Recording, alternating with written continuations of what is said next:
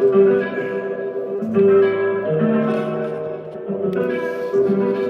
the Israelites, G. By now you can't see. Type it in, I beg you please. Type it in, I beg you please. We the Israelites, G. By now you can't see. Type it in, I beg you please. Type it in, I beg you please. No religion, my brother. Straight roots and culture. See the people over there in Israel, those guys are vultures. They took us away. Shalom, made shalom. us into slaves. Took away our lost names. Animals we became. Didn't even have any shoes on our feet. Gave us crap food to eat. The same food we still eat. Shalom, shalom. Pigs tail, cow food, chicken food. Take a look. Hey, we've been conditioned, you see. Shalom, shalom. It's good to see y'all come on in the room. Yes, yes, yes. Come on in the room. We're going to have a good time studying again tonight. That's not what the pastor preached to me. He told me the Lord is down the way. He said by grace that we are free. Shalom, shalom. Without order, there's no order. How can you be judged without no orders? No blueprint, no rota, no instructions, no guidelines, no manual of how to rise. Real eyes, realize, realize, Israelites, it's time to rise. It's time to rise. It's time to rise. We the Israelites, chief. Shalom, shalom. Oh, it's good to be in the room. Good to be in the house. Yes, yes. We are the Israelites, Zion. Yes, yes. And it's good to be here once again. This is our 25th class. Yes. Going quick. What we working through these alphabet, man? There's a couple left. And we thought this was a monumental task. Right. Man, we about to knock this out. Right. Shh. Hey, that means eventually, man, if we do that, we can start doing like themes of the Bible. That's it. Take a book each week, and just Genesis this week, right. Exodus, and man, we knock that out, man, and do character studies. That's we can talk about. There's so much we can help our people when it comes to restoring their identity. Yes, indeed. And especially doing in chunks like this. Right.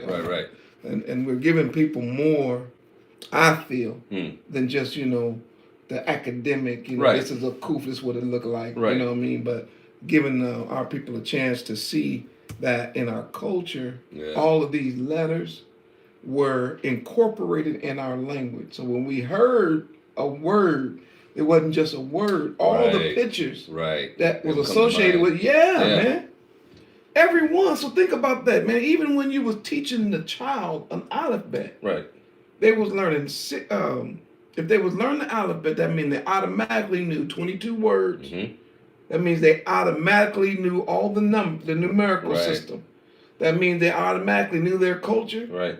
They automatically knew the message from Abba Yah concerning what we're going to talk about tonight, that we're a chosen people, that we're set apart, that we have a father who's taking care of his own house. And, you know what I mean? That is about our culture. Right. And couldn't be told wrong. Once you know that foundational thing there of who you are and what the language is, you wouldn't be able to have someone else tell you, no, this word doesn't mean that. Right. There's no way, especially if you know it's pictures. Right.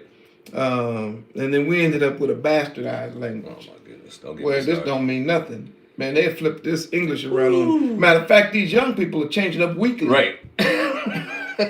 Be talking to you, man, you don't know what they talking about. But Yah preserved his language for us. I was talking to Javon a little earlier today.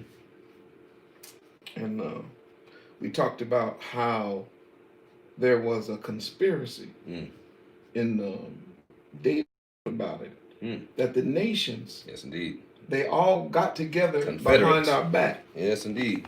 And confederate. That's the exact word, right?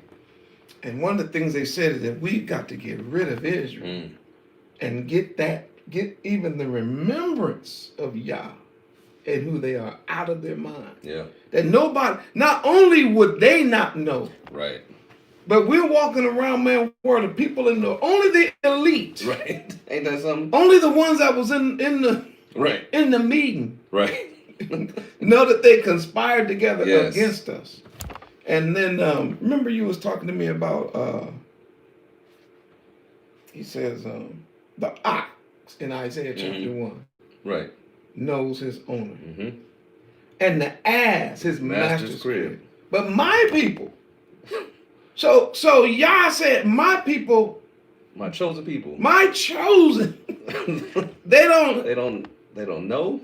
They don't know who their owner is. They don't know that we're Yah's. And that's the part that got me. I consider messed me up. When you mentioned that to me, man, I ain't been able to shake that. Because, you know, you and I talked about this a lot. Man, my whole life. Right. I asked my dad, hey, Dad, what make us different? Right. And, you know, he had the regular cookie cutter answer that they gave him. Right. Oh, you got to be twice as good. Right. Okay, it's one thing to say I got to be twice as good. Right. But what gave me the power to be twice as good? Yeah. You got to be twice as fast. So now, all of a sudden, I'm just outrunning everybody by like half the distance between me. They're not trying either. So what? I don't get right. When it comes to music, man, you got to play twice as good. And now we pick up anything, man. Matter of fact, they don't say to their kids, hey, you got to be twice as good as them Negroes. Right. Because they know that's a rap. They like have that boy, woo, he just be quitting everything. Right. But they don't even talk to their children twice as good. How you going to be twice as good as Miles Davis? Just give it up. Oscar Peters. Give it up. How you going to be twice as good as Bootsy Collins? Ain't happening.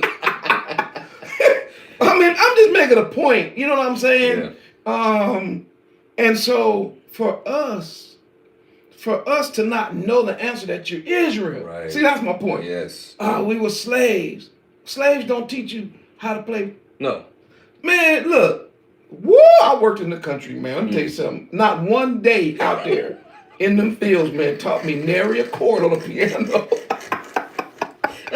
Didn't teach me how to play the bass. Didn't teach me how to blow a sax or nothing. So I'm trying to figure out, like, why did they give our people them cookie cutters? Right. Because you were slaves. That's why I can blow the horn. That's why I can get in harmony with people you just met and sing. But how did we learn that? With no notes. The whip taught us. Yeah. The whip taught us harmony, perfect harmony, right? and wait a minute, they don't know harmony themselves. Exactly. So how they gonna teach us? Yeah, forget it.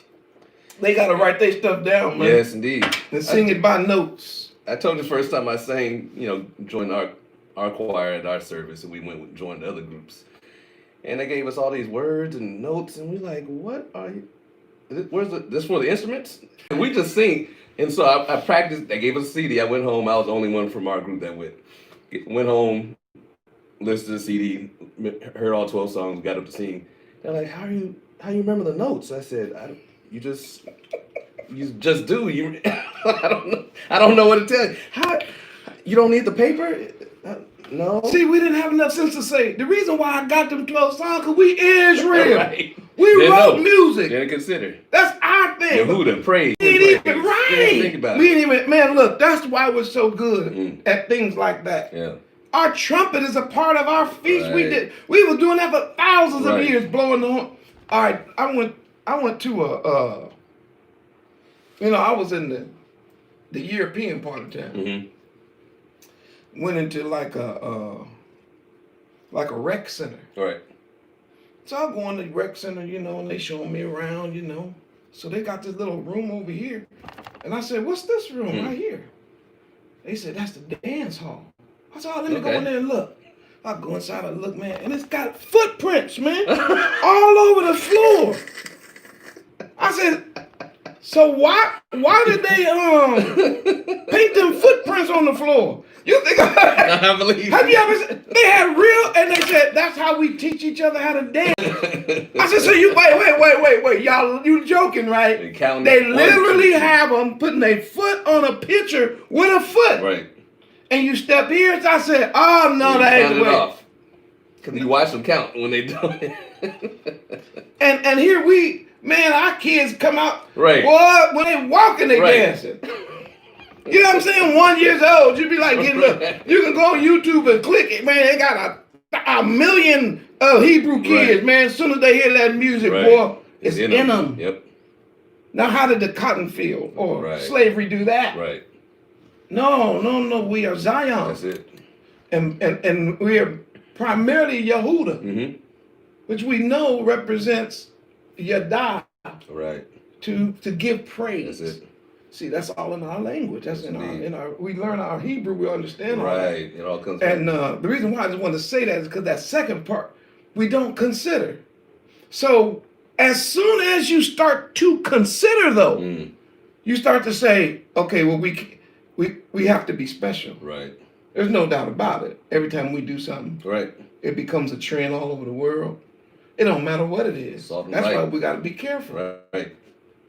You mess around, get somebody come out of prison with no belt, right? Oh my goodness. And his pants is falling out. Then another person say, man, what is that called? He said, nothing, man, I ain't have no belt. So I guess I'm just going to be sagging. And 20 years later, 30 years later, 40 years later, we can't get the world to pull their pants up now. Ain't that something? Everybody said, everybody. Ain't that something? Ain't just us. Everybody. Come out of prison. Salting like either too much salt sometimes. It don't matter what we do, man. Man, poor Miley Cyrus almost killed herself, man, out there trying to shake like she one of our sisters. What was wrong with the heathen? Boy, she got all on the wrecking ball, man. I said, look at this crazy heathen. About to die, get smacked, man. You can't help. Look, Zion. You look at that and you look at us. Right. Even when it comes to what they call the best of the best on their side. Let's just be honest. Yeah. Let's just be honest about something. If the Grammys or any other platform, right, American Idol, whatever, if there was no politics involved, if there was no quote unquote big money corporation trying to push albums, not nary a heathen would win anything any year. What Adele? How does she get anything? Right. When Lettucey is still alive. Right. I'm talking about still living, still breathing. Right. You know what I'm saying? How does she win anything when we've got the talent that we have that's still singing? Right. By the way, Sade's still living. Still. How is Sade not winning something every year? All pack time? out shows. Matter of fact, they be like, you know what, y'all? We're not even gonna have the award ceremony. We're just gonna move this to Sade's house because she get all the female vocals of the year. Right. Yeah, but she ain't put out an album in 10 years. But can you beat her singing? Right. So she wins again. I'm just making a point, man. We're gonna put this album up against this one. Still don't work. Okay. You can't. I'm just so we. What is it? And the fact that our people won't consider it, even though everybody knows it's a fact. Right. Man, the whole world, man, saw the Black Hebrew uprising in America, and it affected everybody on the globe. Thing. You know what I'm saying? And nobody stopped to consider, man, why are we the center of the whole world? Right. Ain't we just sons and daughters of slaves? No, we're Israel. But I want to just put that out. Zion, it's good to see y'all. Yes, it is. Man, we've been in this 119 people. We've been in here 15 minutes, and hopefully you all have been encouraged because, to be honest, Zion, you too, when it comes to considering who you are. Right. If you really want to know who you are, you cannot be down there trying to dig up ancient African ruins and thinking that you Hamite and thinking that you Egyptian. And now, I'm not saying you might not have a little trace in you. That's not my point. I'm saying your culture. You think it was hoodoo and voodoo and chicken bones and guts and stuff. Man, what's wrong with these heathens? Man, no, Zion. We were chosen, but our language, and you proved this What letter we on? 20? 20. Are we on the 20? 19 or 20? Yeah, 19 or 20. Every time we get together, you prove beyond a shadow of a doubt that all the languages that are popular today stole it from us. Yep. They saw our language and said, oh, we have to have that. The Greeks just took our letters, flipped them over. Just flipped it. Sometimes turned it upside down or whatever. But we have discovered every one of their letters, or at least up to the 22 that we have, that they literally stole from us. Yes. We are the original. Yes. But our people don't know, nor do they consider. And then, man, we don't even want to start talking about, even when talking about brains, man, if it wasn't for that movie, man, about the computers, we'd have never known that they was calling us the computer. We the computers. Right. See, I had a dad who was a computer in his head. I think I told you that a million times, right? But we didn't know what to call it. We didn't call him no computer. You know what we said? He good at math. Right. He can do some man, it didn't matter what it was, man. Algebra, calculus, geometry, trigonometry, man. It didn't matter to him. Because it was numbers and it was fun. It was exciting to get the but he just did it. And he grew up in the country. He had no tutors. My dad, man, lived in the country picking cotton and grapes and bucking hay and all that. So how did he just where did it come from? You know, we created math. Math is in our alphabet. It sure is. And Zion, let me share something with you all tonight that you might not know. Oh, by the way, if we keep looking at the wrong camera angle, it's because my computer's having troubles, and so it's been having troubles for a while. And each week we've been getting by, so I decided, well, I'm gonna put it in the shop, and by shop I mean my son-in-law. Yes, that's the best shop I can put in right now. And so we're recording on a different device, so we're so used to looking at one place and another. But we'll get through it. Yeah. But anyway, all I'm saying is, as a people, we're not considering what's the most obvious fact. Right. We must be his chosen people. Have to be. We must be the light of the world. We ain't talking about all the different sports. Right. We ain't talking about the brilliance of the mind. We ain't talking about our writers. Right. You know what I'm saying? Because we don't even, read like our greatest writers and our greatest poems and poetry and prose and all that. Then we got architects, builders and engineers, heart surgeons and brain surgeons and all. I'm talking about produced by what they call the sons and daughters of slaves. Right. So who are these people?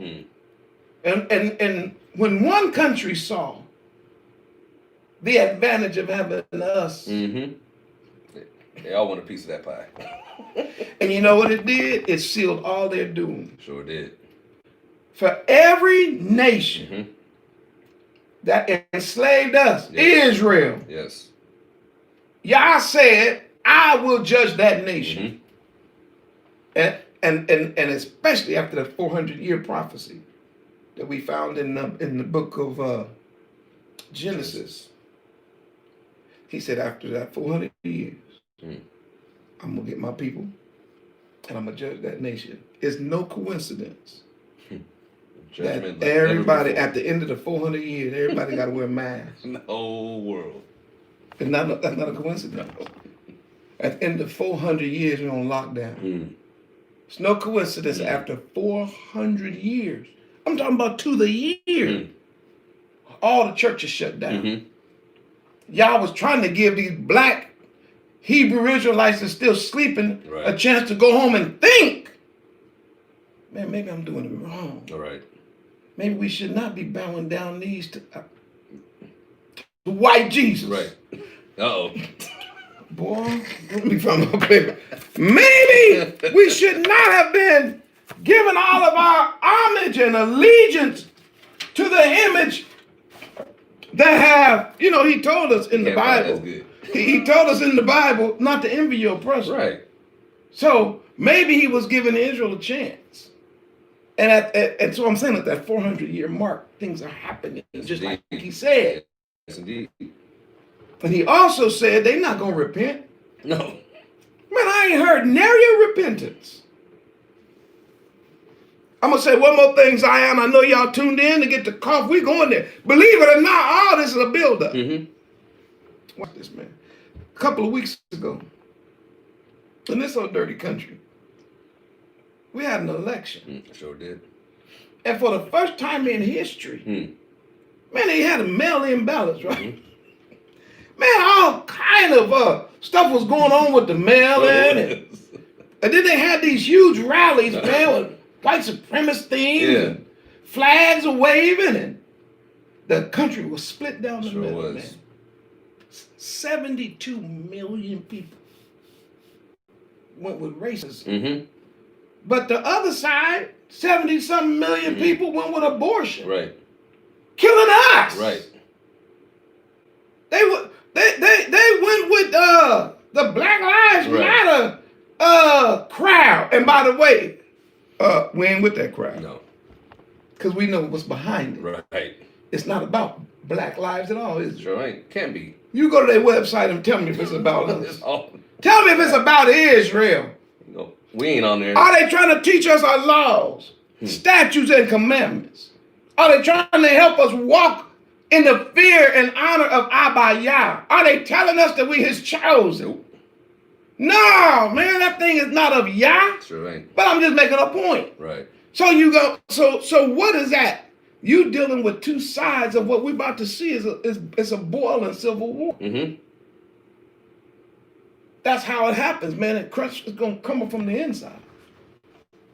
And he said, during that time, if it wasn't, and if that same chapter, Isaiah chapter 1, he says, and if it had not been for a remnant, that's it. Even all Israel would be destroyed. That's right. But because there is a remnant. Hallelujah. So at the end of the 400 years, guess what the remnant is doing? The remnant is, first of all, they done with politics. Completely. Oh, man, you can't be in the remnant. The lesser of two evils. I don't want to choose no evils. How about this? Why do we ever believe that? I think I'll write in King Yehoshua like you did. In all caps. Somebody had to type it up like, in all caps. Yeah. No, we done with that, right? I'm not saying that. I'm just saying our hope, and our treasure, and all of our what's going to help us, our redemption is not coming from here. No. It's coming from Abba Yah. Right. It's coming from our King. After the 400 years, we starting to see some things. Mm-hmm. We want to know Torah. Mm-hmm. Man, we forsaken all of that ungodly Sunday stuff that we was into. And them pagan feasts and all that. Right. And at the 400-year mark, we trying to keep some code and trying to keep all the beautiful days that speak about our King and our Messiah. Mm-hmm. At the same time, the world's going crazy. Right. The remnant is growing. Right.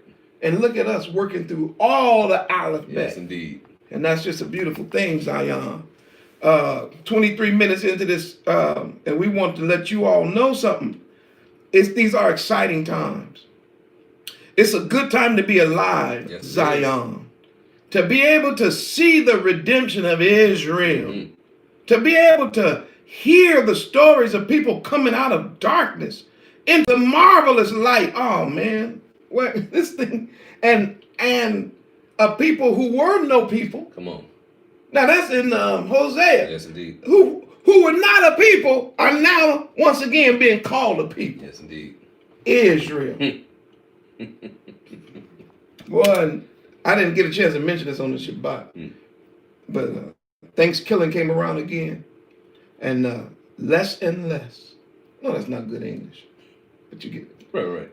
Less and less Hebrew. Less. Ate swine. Yes, indeed. There wasn't so many of us this year, man, sitting around giving thanks for the killing of our own people. Saying grace over that. Saying grace and calling sprinkling. It don't even make sense. Just following traditions of men. But we coming out of it. We're coming out. And I've had people email me talking about, man, I'm so glad to be done with all them Christmas trees and stuff. Oh my goodness. You know what they say? I always had questions. Always. It never made sense. Something never felt right. I always had an issue with it. Y'all, this letter tonight, it has something to do with everything we've been talking about. Yes. The Quph. All right? The Quph is about being different, separated, set apart. It's about being called by Yah, belonging to him. The Quph is about humbling ourselves and crying to the Most High Yah and him hearing us. The Quph is about his chosen people being redeemed by his almighty hand. And so all the questions that we've ever had about why are we like this and what gave us these skills and abilities and all that kind of stuff is going to be answered in the Quph.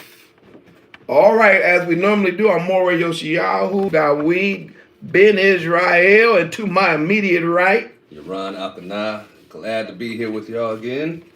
And of course, he's going to give us our academic from the world of academia. And then Maury will come back and show you how this works in our lives and our culture. And hopefully we're going to be blessed. If everybody's in the room can hear okay and can see the video okay, would you place a 7 before we start, please? Did them 7s. All right. All right. We're on page 30 for those of you who have the book. Quph.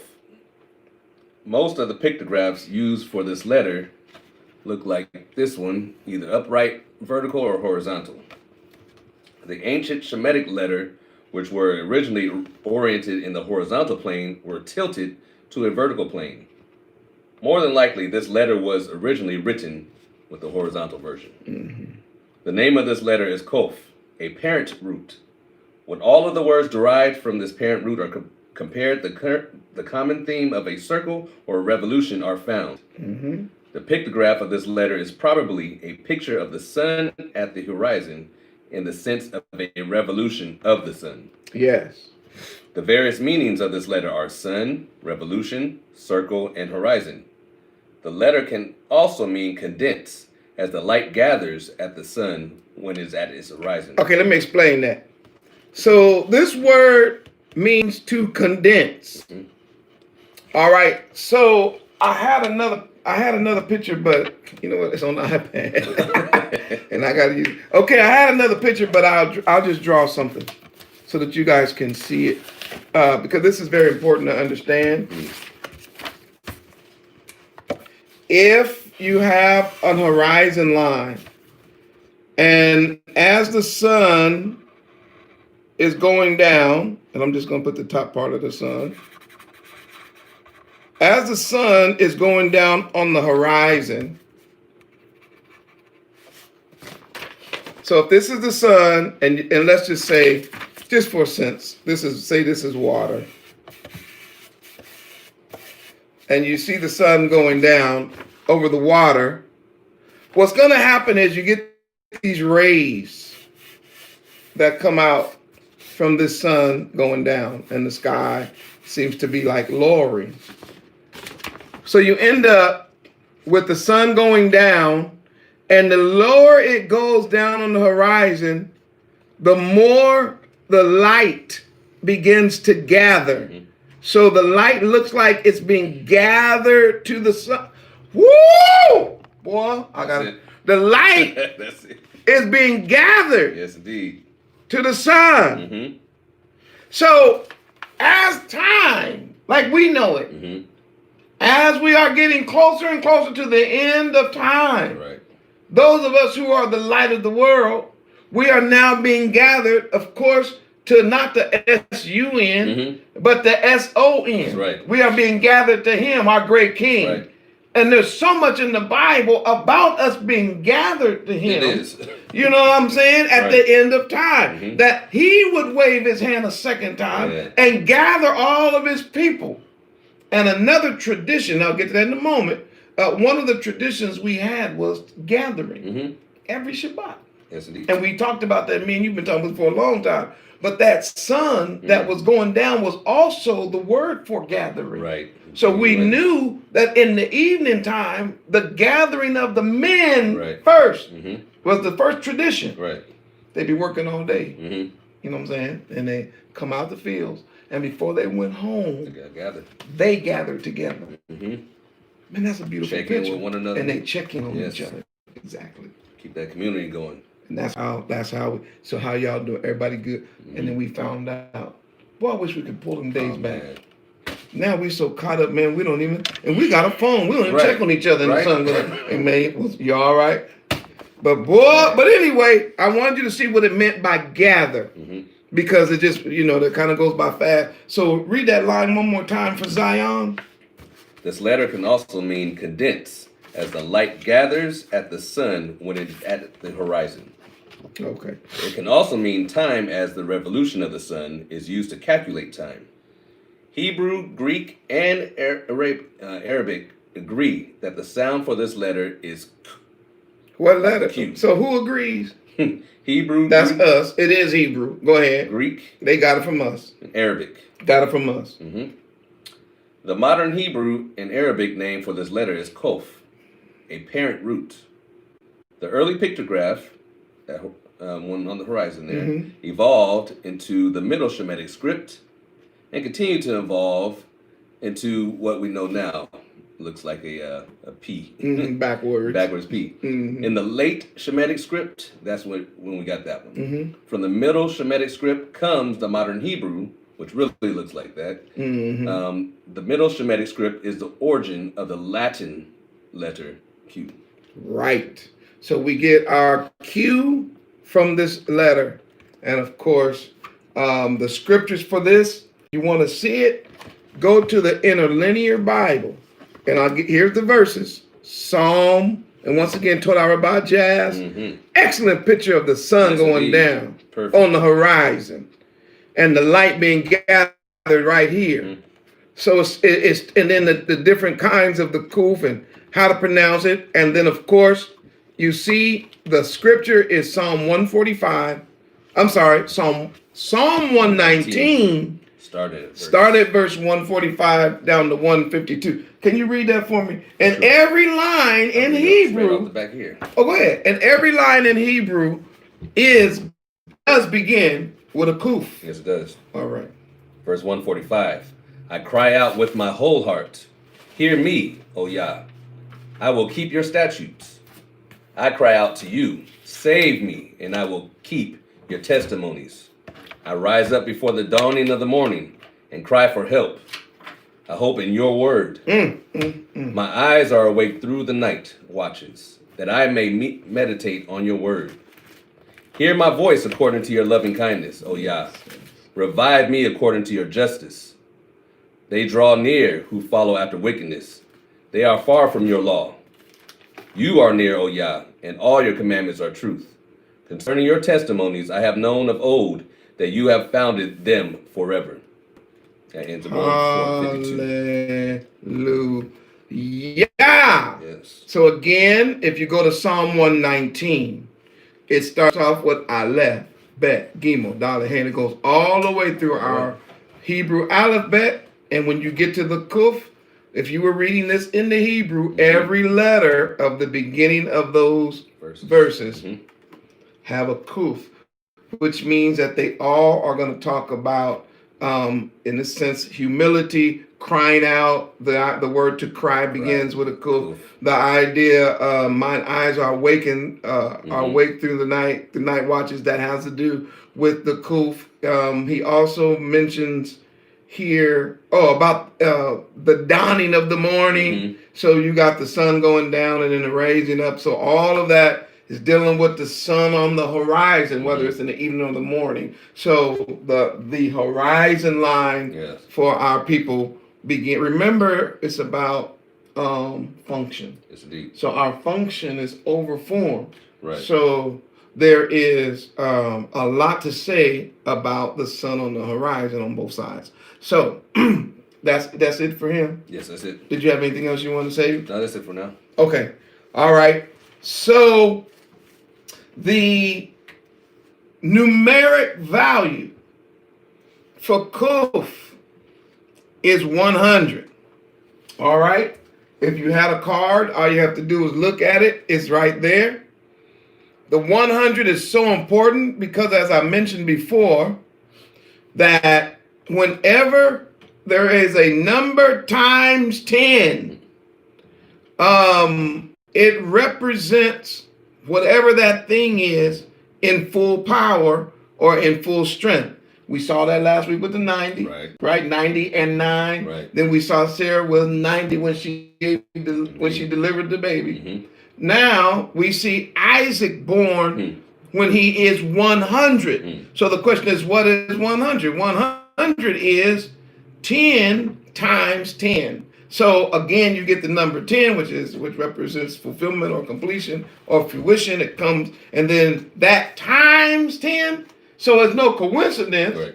Yah set it up to where Abraham comes into his fullness when it comes to the actual seed. Right. Remember, he has no seed that's going to be from Sarah, right? So Abraham reaches the fulfillment and his fullness at 100. Life started anew at 100. Man, that means I got a while to go, boy. Keep going. If Father Abraham didn't make it to his fullness until he was 100, where we get Isaac. Isaac represents laughter. We talked about that already. So we see the 100 in the Bible having a very profound meaning because Abraham was 100 years old when he had Isaac, which proves that he was at the time of the fulfillment and at the time of the completion. All right. So now we're going to look. What I like to do is I like to bring in culture, Zion. I like to try to help us now understand that this thing is deeper than just the academic side, but we're restoring our identity. So let's look at the Quph. If y'all ready for that, put a 12. And this is the 19th letter. This is the 19th letter.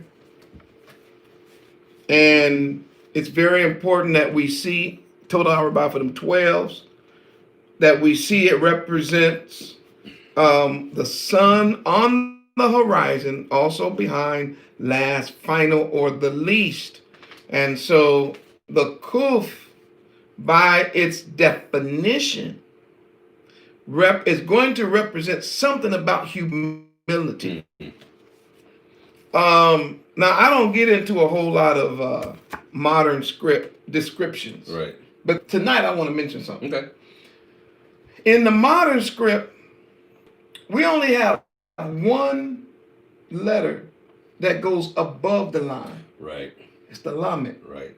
Right? Which is the shepherd's staff. We only have one letter that goes below the line, and that's the Koof. That's right. And that's interesting because the idea of the Lamed represents the shepherd's staff, which is control, power, authority, like a teacher, a learner.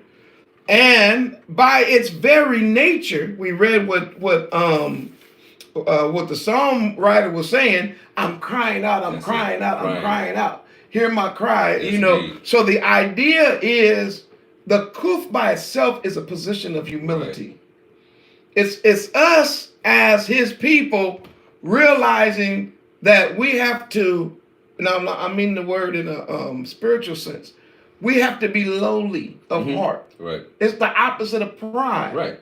We have to depend on, humble. Right, we got to be humble. That's the first step. So it's the idea of going down. So sometimes in our life, we have, at one point in our lives as a person, we got to realize that if you humble yourself before the mighty hand of Yah, that Quph represents that sun is going down on the horizon, right? So we learn how to go down in our own pride and get rid of all that stuff. Humble yourself under the mighty hand of Yah. That ain't that the shepherd's staff. Then he says, and he will exalt you in due time, which means that it's the shepherd who does the promotion. That's right. It's the shepherd that exalts the sheep. Right. It's the king that will see the subjects and then move a subject from like a peasant to royalty. So we understand before Abba Yah, he's holy, righteous, perfect. He's our great shepherd. So he has the Lamed. It's above the staff. Right. But we are his people. The Quph represents, and I'm going to talk about this in a second, the idea of being separated. So if we are separated for a particular task, then we must humble ourselves so that we can accept the task first and then prayerfully be able to complete the task. All right, so I just wanted to show you that's how it works. It goes below the line when you write it as a memorial. It's to help you remember our humility, Zion. Okay. And that's not in the final form. They're sending a reminder. It's not in the final form of the letters, because the final form of the letters, excellent point. Excellent. Who brought? Yeah, excellent point. We're not talking about the final, what they call the Sophie. We're saying this is the only letter that goes below the line that's not in its final form. Right. In other words, it's written, normally it's just written below the line. Right. Excellent point. And that's actually another lesson in that, because everyone that does have a final form, it's interesting that several go below the line. Right. Like the noon is a seed. The seed is planted. The seed should be here. It's deep. All right. Let us then, man, I had several words. I think what I want to do first, everybody write these down if you don't have your cards. This is what the Koof look like. And this is what Yaron brought out. Gather. Circle. Time. If you all can clearly see that, put a 19 for the Quph. That this letter has a meaning. It's not just a random letter. Gather, circle, and time. And them 19s is in the room. And let me share something with y'all, Zion. This gathering and this circle and time, I mean, really, to be honest, that means so much to us as a culture, because that's what we did. That's who we were. Our time was secular. We looked at time in cycles. Right. Because one, we're people of the earth. We know that it ain't gonna be summer every day. No. Man, we lived in cycles. Right. Seed time and harvest. Right. We understood, man, like in the city, they got artificial stuff going on. So we get kind of detached. But our people, we knew the cycle of life. Right. I didn't have this in my notes, but you know, there's a lot in the Bible about life being born and then dying. One of the reasons it's in there so much because our culture didn't freak out over death. Right. We saw it like the circle of life. Man, come on now, they got that from us. Right. Of course we saw the circle of life. And do you know that in the Bible, it tells us when a person dies, we cannot weep as those that have no hope. Right. So even at the funeral, you know, we be doing all that falling out like we did in the Christian church. Take me, I want to go. You know, I ain't got no sense. You know, I was a pastor for 30-something years, you know. I've been wanting to say altar. You want to go down in there? Go on down. But they'll cry right to the edge of the hole. I'm gonna miss you. They falling out and rolling around. No, he said, don't do that.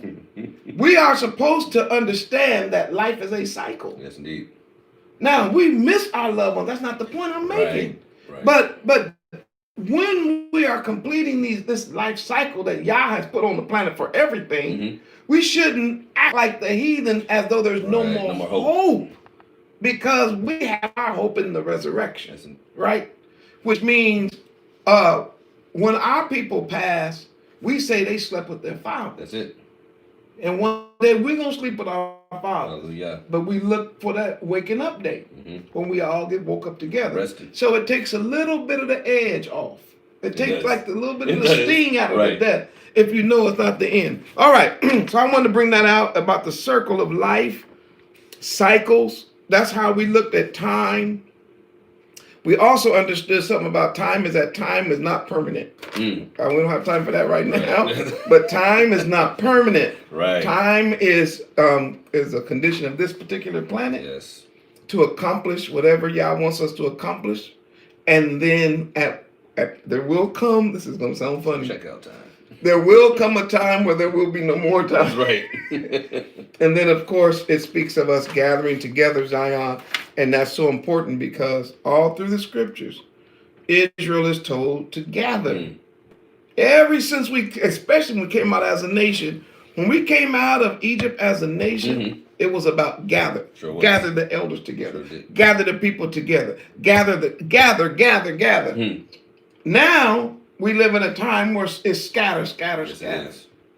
So we're living exactly opposite of the ways that Yah had told us to live in the beginning.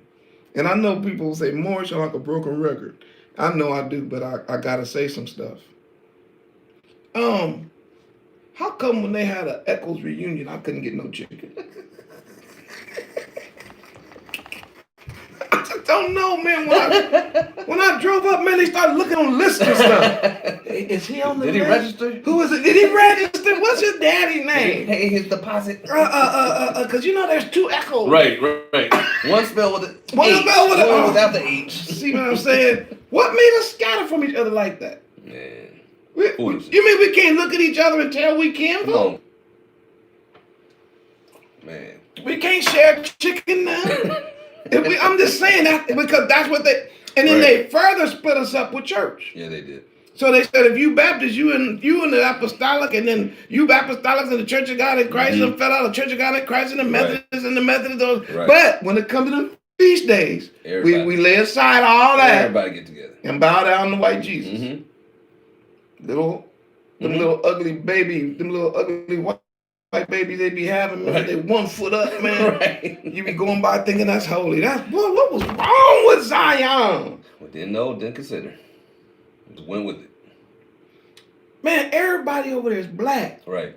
Where did they even come up with a? Oh wait, I think he found it. Where did it pop up from? Man, it came out of nowhere.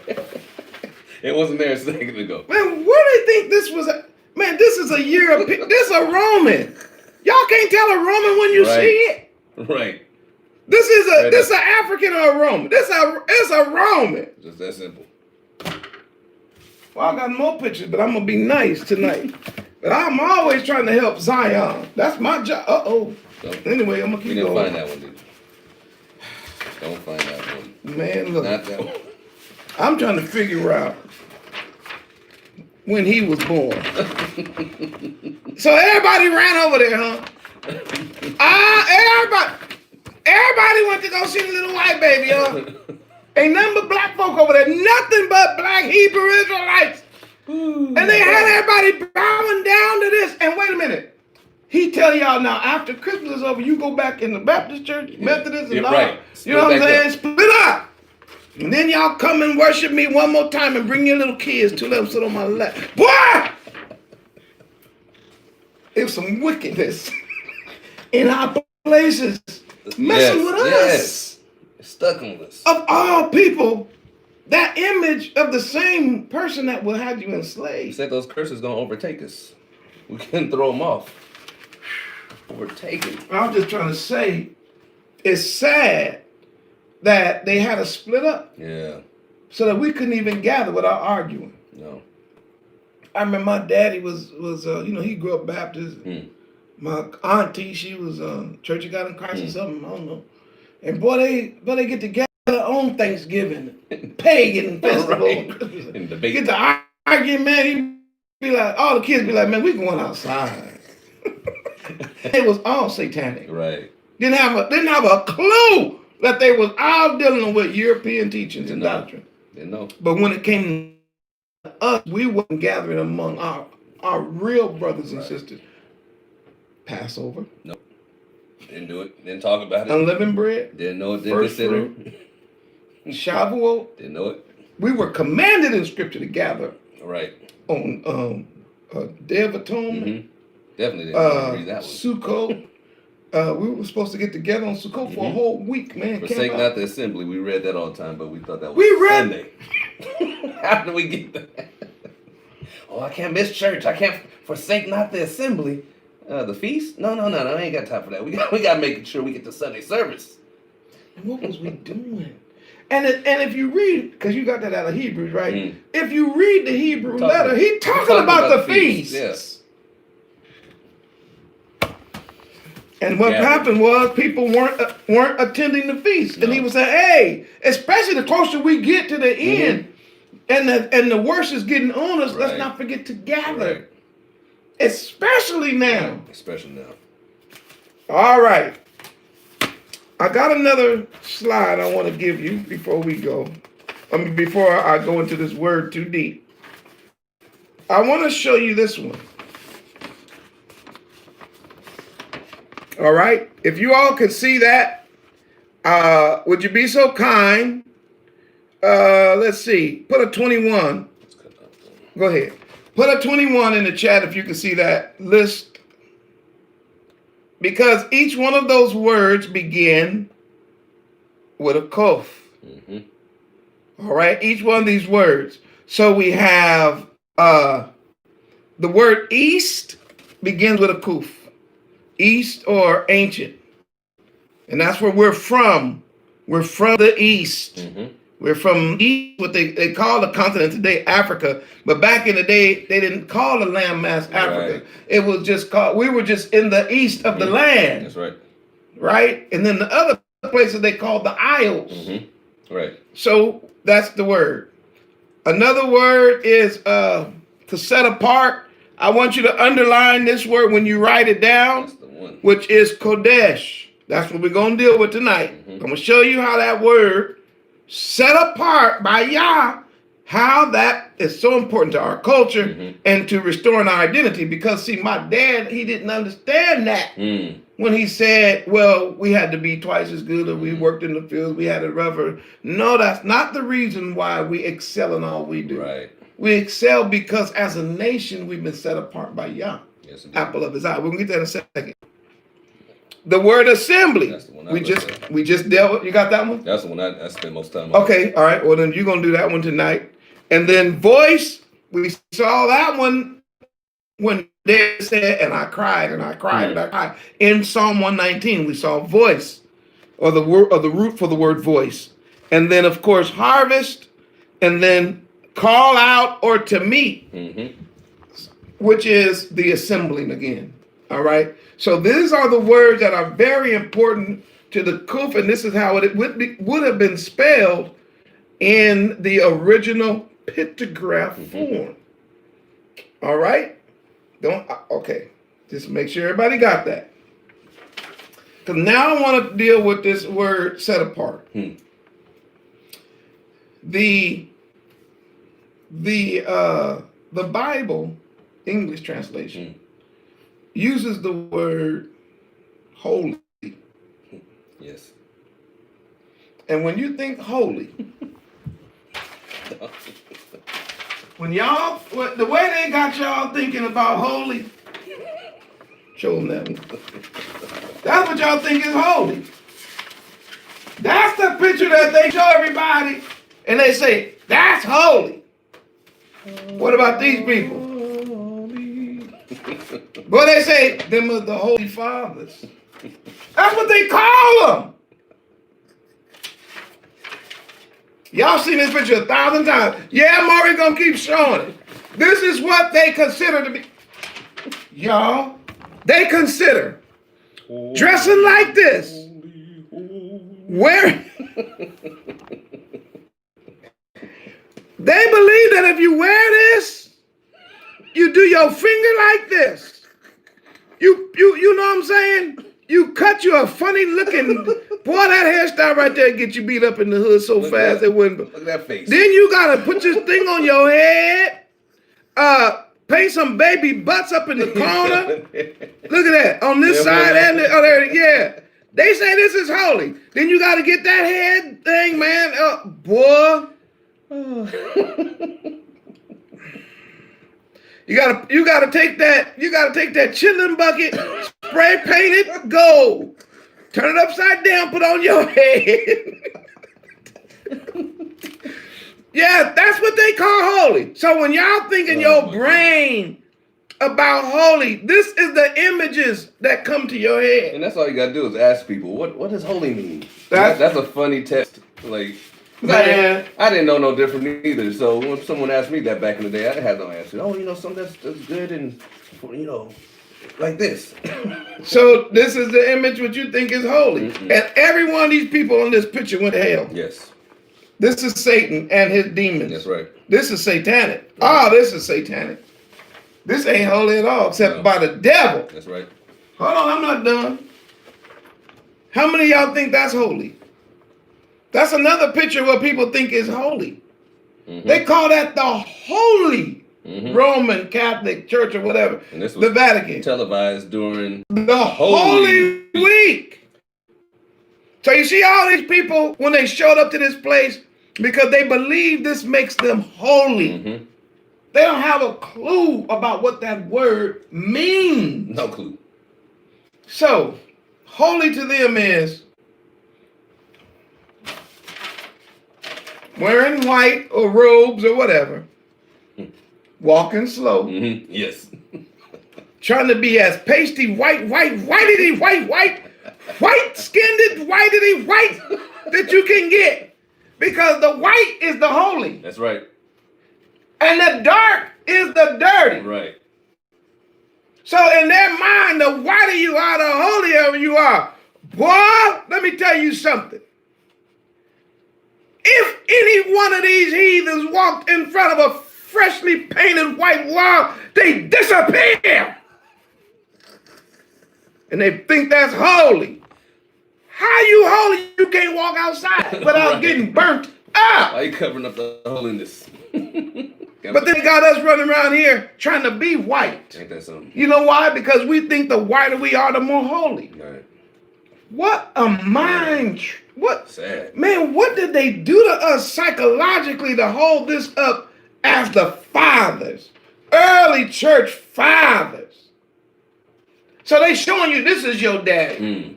When you become you become part of this organization. And they say this is holy, and the end result is you're going to be here. Sad. Did they ever teach you about the Quph? Nope. Didn't tell us. So they didn't tell you about Qadash? Of course not. Of course not. So Qadash then has nothing to do with any of this stuff. None. So let's examine it.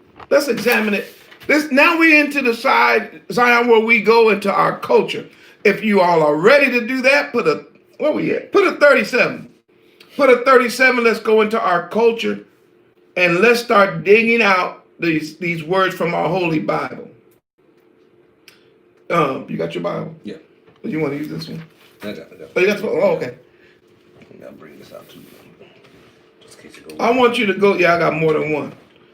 I want you to go to Isaiah chapter 6. I think that's what I want. Okay. I might have wrote it down wrong, so let me. No, that's good. Isaiah 6 is good. Is that where I want? I see. Verse 3. I think so, sir. Because if that's it, we're going to be doing some shouting. Mm-hmm. Yes, sir! Woo! Yes, indeed. All right, matter of fact, let's start at verse 1. All right. Isaiah chapter 6, verse 1.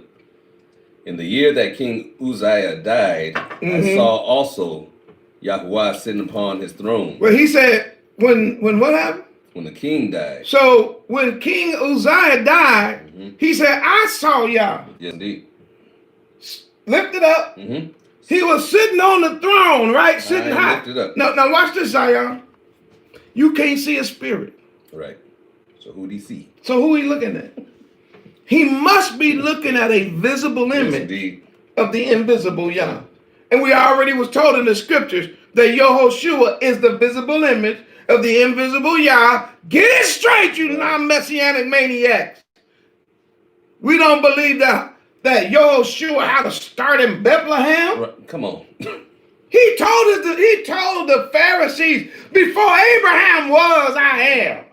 Abraham saw my day. Yes, indeed. And was glad. Mm-hmm.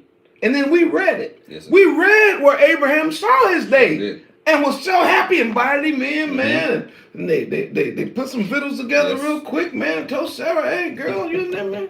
Cook up something good, man. Real quick. Hamashiach is here. Right. And they killed the young bullock and dressed it. You know the story. Yes, indeed. So my point is, we're not under no weird delusion. Right. That there's some third party popping up in the New Testament. No, we see Hamashiach all over the script. Right. Anytime Yah decides to become visible, where we get a visible image, Paul clears it up. Yes. He said the visible image of the invisible Yah is Hamashiach. That's right. All right, come on. Sitting upon the throne, high and lifted up, and his train filled the temple. Now, I got news for y'all. I'm not going to tell you guys. I ain't going to hold this one in. So, in our culture, back in the day, the train of a robe was the bottom of the robe. You know, like when a woman gets married, she has a train on her. So back in Hebrew, they got that from us. Right. So our kings, whenever they defeated an enemy, one of the things they would do, they would cut off the enemy's robe. They'd cut off a piece of the robe and attach it to theirs, so that it was a picture of the enemy, right, being defeated and dragging behind him. Right. Now watch this. Do you remember when Saul was in the cave and David went up and cut the bottom of his garment? Yes, some people think he cut the zeke, but I think he cut an actual piece to show him that actually I should be the king right now. Right. Because I got close enough to you to kill you. I can take this piece and put it on the back of my robe. Right. And that's why Saul was like, oh man, you greater than me. Why? Because that was a tradition of our kings. So when Isaiah gets a vision of our king Yahushua, he said his train filled the whole temple, which means that's what you got. All of them killed. All the kings are subdued. Yes, indeed. And when you read the book of Isaiah, and we get to chapter 66. Yes, indeed. Man, he done shut the thing down, didn't he? All the kings got to bow. All of them. Every single one of them is destroyed who don't come up and worship and bring a gift every year. They won't get no rain. He is reigning victorious in the earth. And Isaiah said, when I saw him, his train filled the whole temple. In other words, when I saw him victorious. Did you hear that, you non-Messianic maniacs? Did you hear that, all you unbelievers? Did you hear that, all you so-called, woo! Our king reigns. Yes, it does. And this prophet said, and when I saw him, that veil, it wasn't just no normal veil. No, it wasn't. It filled the whole temple. Come on. That's right. Verse 2. Above it stood the seraphim. Each one had 6 wings. With twain he covered his face. And that word twain means two. And with 2 he covered his feet. And with 2 he did fly. All right, so we got a 6-winged creature here. Come on. Verse 3. And one cried, that's that cough again. Then you got it. Thank you. One cried unto another and said, Holy, holy, holy is Yah of hosts. The whole earth is full of his glory. Okay, so so Isaiah was like, when Uzziah the king had died, and he was going, because they was related, he was his uncle. He said, when my uncle passed, I went to the temple. I don't know if he went to pray or he just went to just remember some things. I don't know what happened, but you know, he's probably a little bit sad. So he goes into the temple, and unbeknownst to him, man, Yeshua, the visible image of the invisible Yah, is in the temple. Right. Man, he's high and lifted up. And the train is filling the whole room, and he's like, what is going on here? Right. He looked around, he said, oh, there goes some seraphim, angels. Now, what are they crying? They're crying, Kodash, Kodesh. Kodash, Kodash, Kodash. Yahuwah. What's the word? It would be Almighty.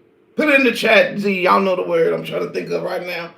It's the Hebrew word Almighty, right? Not sure that is it.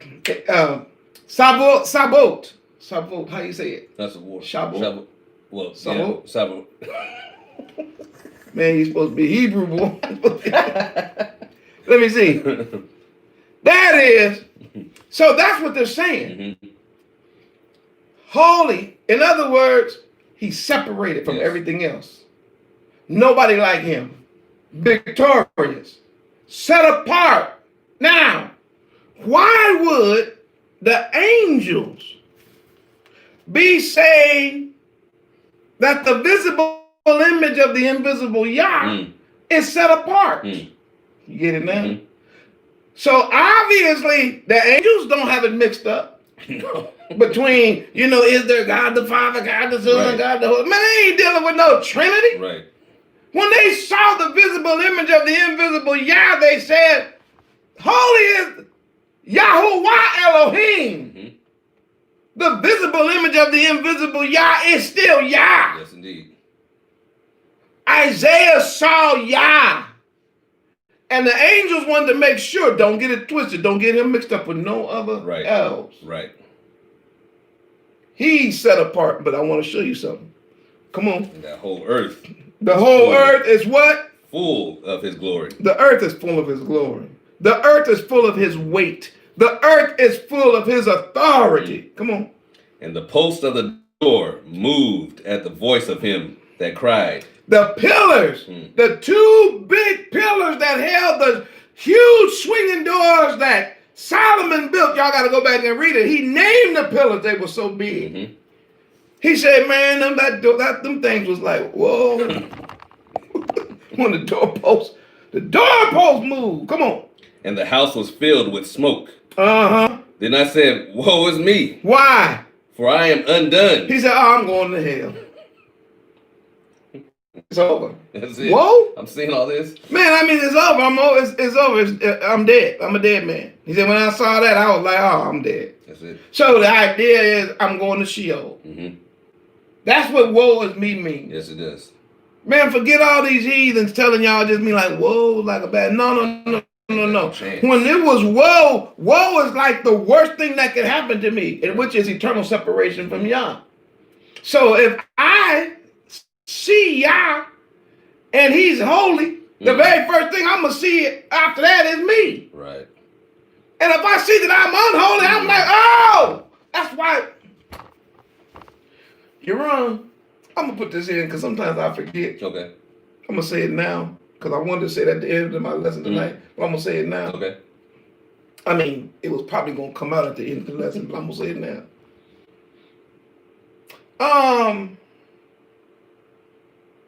How come Hebrews, I'm talking about sleeping Hebrews now. Okay. When they say they was talking to Yah, they always got a word for you. Oh my goodness. And never about them being filled with fear.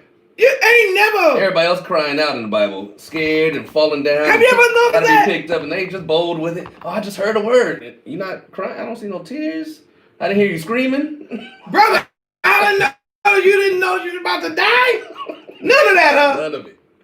And it's always for you, like you said. And it ain't never for them.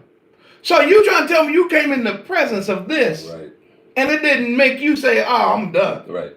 You know the judgment is real, right? Yes, indeed. And, I'm doing my best studying and praying and trying to stay on the right path, man. Be slipping sometimes, try to stand up, Right. Because as a more, I too have to see the judge. Sure enough. Don't he say? Sure enough. Oh, he said it's appointed unto man. And teachers are going to be judged more harshly, so we ain't got no time for messing around. Oh man, that's a good point.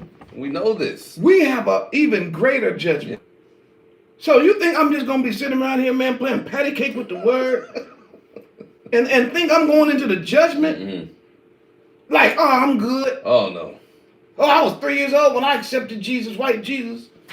He's gonna be so happy to see me. Oh my goodness. Man, what was wrong with us? The lies we were told.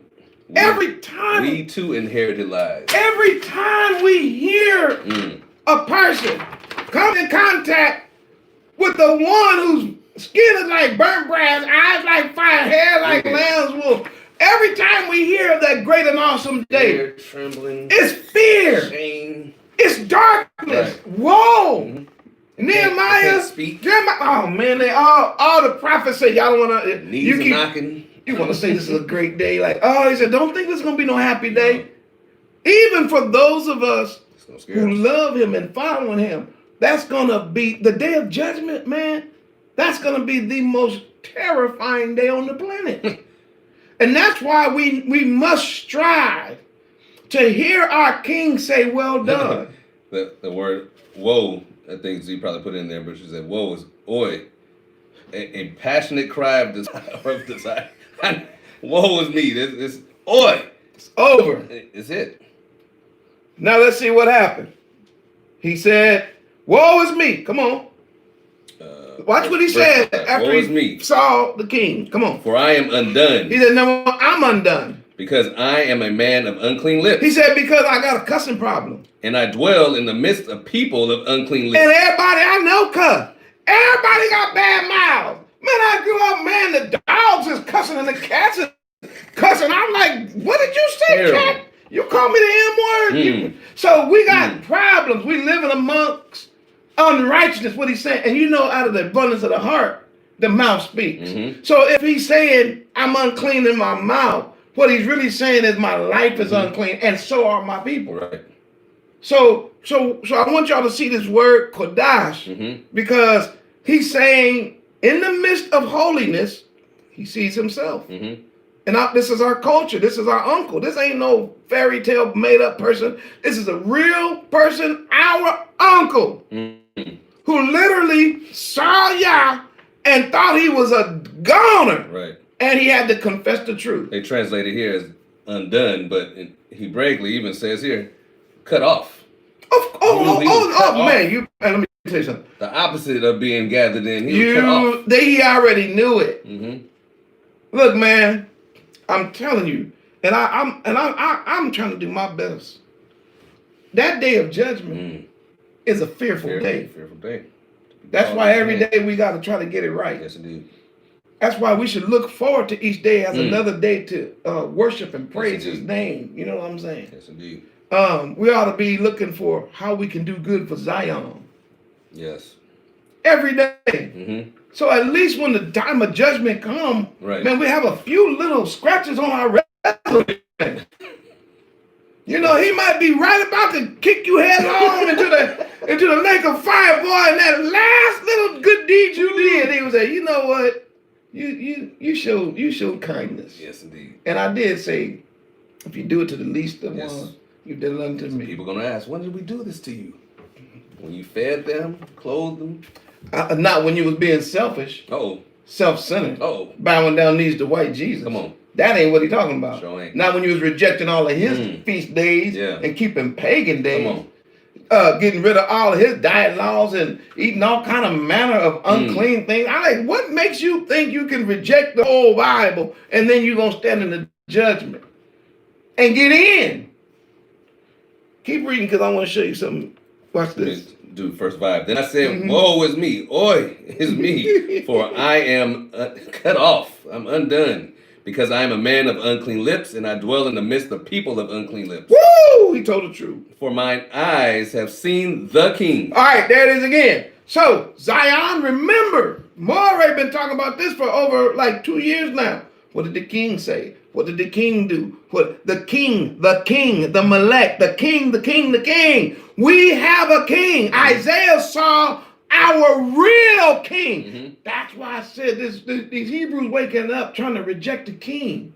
Who you think Isaiah saw? Right. He saw the king victorious. And I can prove that in the Revelation because the same king that he saw, that Isaiah saw in the book of Isaiah, John saw in the book of Revelation. And he called him the same thing. He said, that's our king. Come on. seen the king. If you want to know which king he spells it out. Yes. Yah of hosts. Yes. And we know that host, as we talked about last week, heaven's armies. His armies. Yes, sir. Verse 6. Then flew one of the seraphim unto me, having a live coal in his hand. A what? Live coal. Wait. You got a fireplace, don't you? Oh, I do. Ain't holding nothing. None Oh, of my hands. I was just going. Can you reach over in that? I was just going to ask you. Okay, I'm going to ask anybody in the room. Anybody in this room, can you reach into a fireplace, a wood burning stove, and grab one of them logs that's hot and on fire? Yes. Like it ain't nothing. Right. Yes or no? I see a no and a no and a no. No. I'm looking close. I don't see a yes yet. You know why? Because you can't grab coal like that unless you're one of these angels. Come on. But that thing was hot. Sure was. And it represents something. I'm going to show it to you in a minute. But that fire represents something. Mm-hmm. It's powerful. It does. Look it. They say nope, no, heck no. Man, okay, so all right. So if he grabbed this piece of coal, you know Isaiah's a brother. Mm-hmm. And so he said, it's my lips, right? Right. He said, oh, okay, I got something for them lips then. So he go grab a piece of red hot coal from off the fire. Why you come close with that coal? Right, where you going with that coal? What's going on? All right, let's see what happened. Live coal in his hand, which he had taken with the tongs from off the altar. So he used the actual tongs that were part of the temple, that were to burn on the altar. He took those, grabbed that hot wood, brought it over. Come on, let's see what happened. Verse 7, and he laid it upon my mouth. You got to be joking. You mean to tell me that angel burnt his lips off, man? Burnt them up. Them dirty, unclean lips. You can't put live. That's why I said a live coal on a person's mouth, and they don't feel that pain. Dude, that hurt. Yes, indeed. So what was going on here? Why did he do that? Come on. And he laid it up on my mouth. First of all, y'all, don't try that at home. Please do not. The angel did it, but he did it on purpose. He burnt Isaiah's mouth. Them unclean lips. And it represented something very important about you and I. We also need to take our lips to the fire. If they are unclean and dirty and we got this full, because it really represents the heart. That's right. Then it needs to be purged. That's right.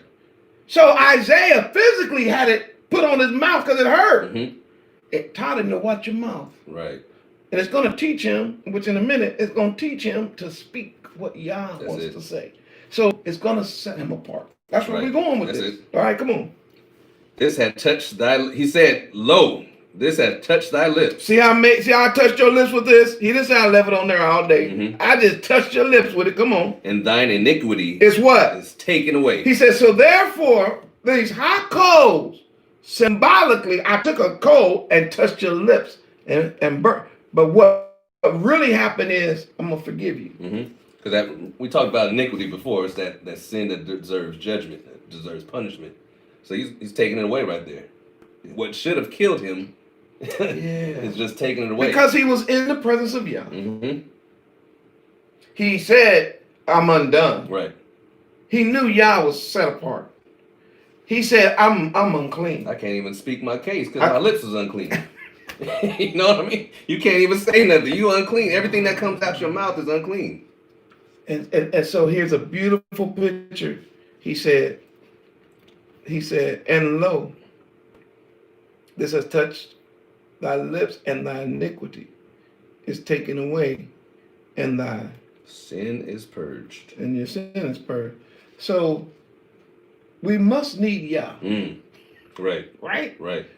To do a work in us before he can even use us in his service. Right. So how are we going to be used by Yah and there's no Messiah? There's no anointed one. There's no king. Right. You know what I mean? There's nobody that's willing to order, of course, in this sense, the call to be placed on us. Man, look, we are born disqualified. So what is our qualifier? You know, Hula put this thing up about, it was during atonement. And she had a simple question. I got a question. I'm finna pose something like this too. What are you doing to come into the presence of Abba Yah if you don't believe in the atonement? Because in order, and this is my message I'm working on right now. In order to be redeemed, right? The very word redeemed means purchased. Right. So the question is, if we are redeemed people, what did we get redeemed with? Right. And if you come telling me you got redeemed by some pigeon in New York flying around in a dark alley talking about, man, I killed the pigeon and wringed his neck and dripped the blood and I don't need no savior, I got pigeon. They out there doing that too. And boy, woo! You have no clue how insulting it is for our king to be the sacrifice for the sins of the house of Israel so that we might be reconciled back to Yah. Yah was in Hamashiach, reconciling the world, right? So now you're gonna reject Hamashiach and go grab a pigeon? Right. And some of them ain't grabbing nothing, talking about, I'm finna pray. How you gonna pray and your mouth is unclean? You're gonna keep the commandments. Well, the commandment says it's gotta be atonement. So how you keep it? You lying on top of that. Again. Just messed up, man. And you know, that's why I'm doing this, to show Zion, me and you. Don't get pulled into that mess. Y'all don't get caught up in none of that. You need a savior. Yeah. You need a king, and you need to have him do a work in you before you can do any work for him. That's just the truth. Yeah. You can't just be talking about, I'm just wanting to go to work. Man, we done had some examples of that in the Bible. Well, one of them dudes tried to grab the back of the Ark of the Covenant. Thought he meant well. Yeah, but he wasn't called by Yah to do that, right? Nope. Boy, he died on the spot, didn't he? It'd been better to let it go. Man, let it fall, man. Sacrifice. Boy, he reached out, man, and zap. You He's like, oh, because you didn't have a go-between. See, you didn't have instructions. Right. Yah didn't qualify you to touch that altar, to touch that ark. What's wrong with you? Remember that dude said, man, I was trying to cast out the devils. No. And the devil jumped up and said, that was in the book of Acts. Yeah, that's my, the 7 sons of Quph. Boy, beat his clothes. And yeah, man. They said, now hold on. The demons came up and talking all kind of trash. They said, we know Hamashiach. We know Paul. We know them. But who is you? So you ain't been redeemed. You haven't been purchased. You haven't been purged. No. You just out here trying to copy. Boy, they beat but when they finished with them, they beat the clothes off of them. They went out naked, man. That's grown men running from the devil. That's a beat down. Man, do you think I would be even attempting to do any of this, man, if y'all hadn't called me to do it? Come on, right. If he hadn't allowed his spirit to clean me and work on me, and if he hadn't provided even the opportunity through his blood. Yes. Do you know handling this kind of business that we doing would immediately seal our fate? Yeah. If we didn't have his anointing to do this. You don't just be waking up talking about, man, I'm going to be a morer in Zion. Are you out your mind? You know how many people who have started out trying to be morers have, because Yah didn't call them, they either lost their mind. Cuckoo for Cocoa Puffs right now have rejected the Bible and Yah altogether, or have become a demon or a devil, calling themselves the Messiah, and running around here talking about, I'm the comforter and all that. What happened? They started off good, because Yah never called them to do this. So when they tried to get up under the weight of it, man, they cracked. Yeah. Isaiah already knew. He said, look, I'm unclean, and it's over me. Angel said, well, Yah said, well, look, I'm not through with him. Right. So, take that coal off that fire. What you want? That one glowing. That red hot. That real one, that hot one. And touch his lips with it. They're already big. Man, swell them on up, man, a couple of sides big. He ain't gonna never forget this encounter. Come on, man, I want to show you something because you're not gonna believe what's getting ready to happen. Watch. Come on. Verse 8. Mm-hmm. Also, I heard the voice of Yah saying, "Whom shall I send?" Now, whoa. He said, now in the midst of all this, the train from the temple, Yah's high, that's Yahushua, high and lifted up, seraphim hollering, holy, holy, holy. It's so loud in there that the doorposts are shaking. We're talking about louder than the biggest sound system you can imagine. 808s bumping and all that. Man, this thing is going. And in the midst, the angel has touched his lips, man, and they're on fire. Boy, and then he hear a voice. Hear a question. And the question is, who shall I send? It's the first one, which is going to speak about Kodesh. Yes, indeed. But the last one is, and who will go for us? Now, you know, I've been reading this a long time, over 30 years. I never knew that who the us was. Because in the white Christian church, it said, that's the Trinity. Right. That came from the devil. Ain't no Trinity. No. Hear, O Israel, right. Yahweh was one. Just because he manifests himself in more than one way don't mean he three. Right. Right? So we already know he's one. So these us's would throw me off. But this us don't throw me off now that I'm a Hebrew. Right. He's talking about the nation. That's right. So he is our kinsman redeemer. Right. So he said, who's going to go for us? Me, on my behalf, and who's going on behalf of the nation? That's right. Because you already said the nation is messed up. You confess you messed up. Right. Now you confess the nation is messed up. So now the king is saying, well, then who's going to go for us then? So now you got an angel that already put this hot coal on your face. Burn them up. He already got your lips on fire. Sizzling. It'll be real difficult to say, not me. Let's see what he said. This is one of my favorite passages. If y'all still in the room and you still rolling with the put a 100 in this chat, please. We're learning our culture. This is our past. This is our uncle. And you can hear that he had an encounter with the visible image of the invisible Yah. We know that's from Mashiach. Yes. We know his lip got burnt. Yep. And we know he heard the sound and the doorpost was moving, but then he got a call. Yes, he did. And the call was who's going to go for us, which represent who is going to separate themselves for this particular work. Yes. Now let's listen to Uncle Isaiah.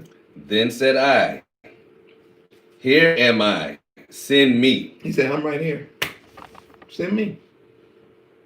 Verse So really what happened was he said, I'm not going unless you send me. Right. But I am here. If you want me to go, I'm here. I'm out. Send me. I mean, I confessed my sins. You touched my mouth, forgave me. I'm your servant. Yes. Now, between me and you, you know, he didn't really have a clue what he was signing up for. Sure did. He didn't know that his last days on this planet, he would be sawn in half by a king he was trying to save. Right. He tried to talk to Manasseh. Ain't that something? Manasseh had a good daddy. Sure did. Hezekiah. One of the best. And Hezekiah got, oh man, that's a trip. Remember when the day of judgment was coming for him? He was about to die. He asked y'all to check my record. It would have been better. He said, is there anything on the record? He said, hey man, would you go pray and ask y'all if he remember anything I did good? And then y'all said, you know what? He was a pretty good king. Give him Extend his life. But it would have been better just to go. Because in 15 years, Manasseh was born. Yeah. So when Manasseh started going crooked, Isaiah went to Manasseh and confronted him. Yeah. He was like, man, these things ought not be in Israel. Familiar spirits. You walking around here with gnomes. Right. You walking around here with these chains on, little trinkets, man, what's wrong with you? Oh man, it ain't nothing Isaiah. You know what I'm saying? It's just a little Christmas tree. Come on. Hey man, we don't do that here. It ain't nothing Isaiah. Matter of fact, can I call you Uncle Isaiah, you know, you and my daddy was close. Say, hey man, listen, nephew. Right. We can't weird spirits. Jesus told me, what the hell is going on in Zion? Right. And you know, Manasseh didn't want to hear it. No. Isaiah said, hey man, we can't have no abortions. We don't kill our kids. Right. You know, Manasseh did it anyway. Yep. And I can go on and on. Manasseh finally was listening to an evil spirit. And that spirit told him to kill the prophet. And they call them lost books, but some of our records say that they took Isaiah as an old man and they hollowed out a log, a tree, man, stuck him in the tree, and then sawed the tree in half. Can you imagine the pain, man, of being in a log, man, and you hear that blade and it just gonna cut you in half? Slowly. And they said the whole time they're trying to get him to curse. And he kept hollering, hallelujah, yes. Hallelujah, hallelujah, hallelujah. All praise to the Most High, Yah. Yes. But when he signed up on this day, I don't think he thought that he was going to end his life being sawn in half. Just like all the other disciples of Hamashiach who were killed by the sword, in prison. Some of them starved. See, that's why I didn't get caught up in the name it and claim it movement. Man, I knew too much about the Bible. I said, man, based on the record, they didn't get it. Most of the people you study in here, the closer they got to Yah, the more they were persecuted by the world. Right. And look, man, struggling is not a sign that you ain't right. Right. Sometimes struggling is a sign that you are right. Exactly. But let's see this. I just wanted to say, he said, I'll go. But saying send me, a lot of y'all don't know. You asking y'all to send you because you think you're going to get a new car. Some of y'all want to be sent because you're just looking for a wife or a husband. Some of y'all saying send me because you think there's a whole lot of money tied up in this. And you have no idea what it means to say send me. It means that you must understand you are no longer your own. You have been set apart from that point forward, and that's our Quph. All right, let's keep going because we're almost done. He said, here am I, send me. Verse 9. And he said, go and tell this people, hear ye indeed, but understand not, and see ye indeed, but perceive not. Make the heart of this people fat, and make their ears heavy, and shut their eyes, lest they see with their eyes, and hear with their ears, and understand with their heart, and convert. Okay, pause. Go. Okay, I'm going to go. And preach, man. Everything I tell you. Okay. Got it. But understand something. The more you preach, boy, they'll have all kind of eyes. They won't be seeing nothing. You mean you're going to be showing it to them? Because you know Isaiah, man, this thing is 66 chapters long. He going to show them for 66 chapters. They still not going to see it. He going to go for 66 chapters, years. Right. Preaching, they're not going to hear you. Are you really trying to tell me that the more I preach, the more blind people are going to get? The more I teach, the more deaf people are going to get? So the next question in the verse 11. Then said I, yeah, how long? That's why I know that's my uncle. That's why I know that's my uncle. Because he said, wait. I got you. I thought you was just talking about who going to go today. I was willing to go today. You know about? Right. So you trying to tell me that I'm going to be a preacher for the rest of my life? I know you don't want to confess it to the whole world because it's going worldwide. But when y'all be wanting to use you sometimes, you do ask them like, okay, so how long I got to do this?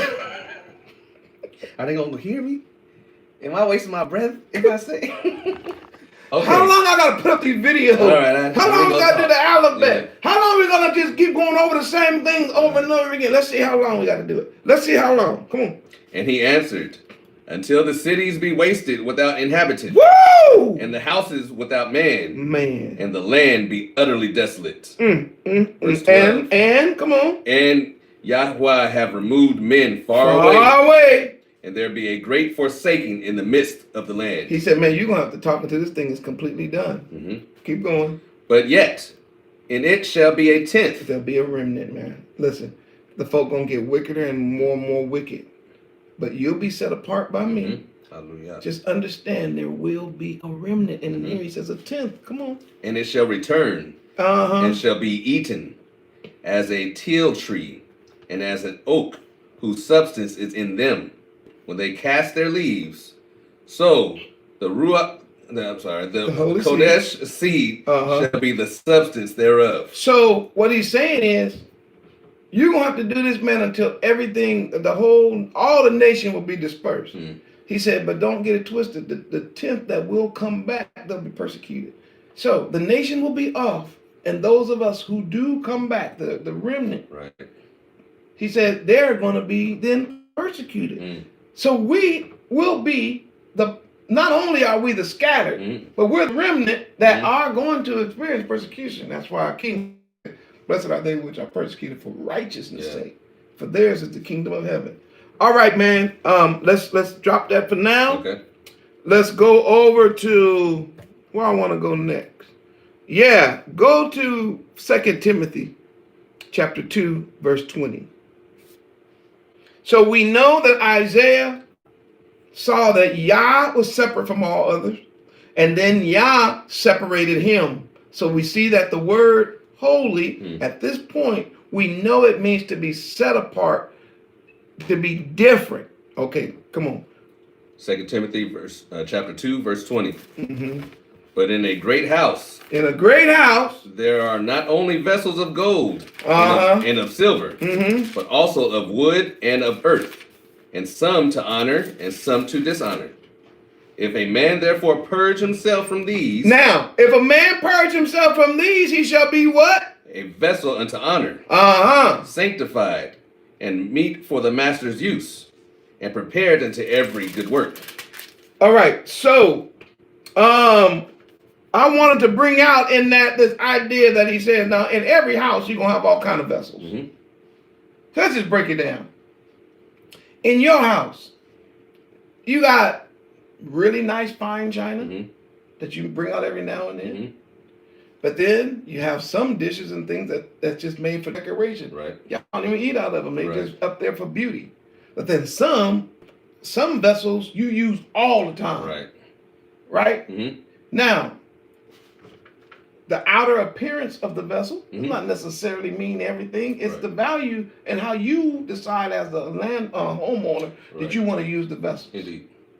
It don't mean that one vessel necessarily is better because it's not being used. Because sometimes the vessels that's being used the most are getting the honor, right?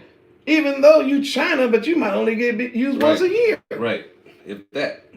When grandma's house had a hero cabinet full of stuff never got used. Never! So now we don't want to be like that. We don't want to be shelled. Right. Right? So you want to use certain vessels. Mm-hmm. You know what I'm saying? Yep. Now, there's some dishonorable vessels that you need. Yes, indeed.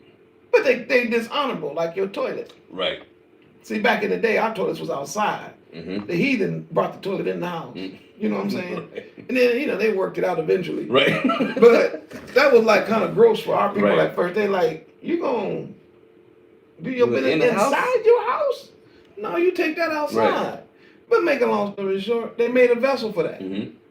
Right? So then you have vessels of what you call dishonor. Right. You been going in trying to spray them and clean them and all that, but it's still dishonor. Yeah. Ain't gonna pour no food in it. But it's got a purpose. Right. It's in the house. Purpose.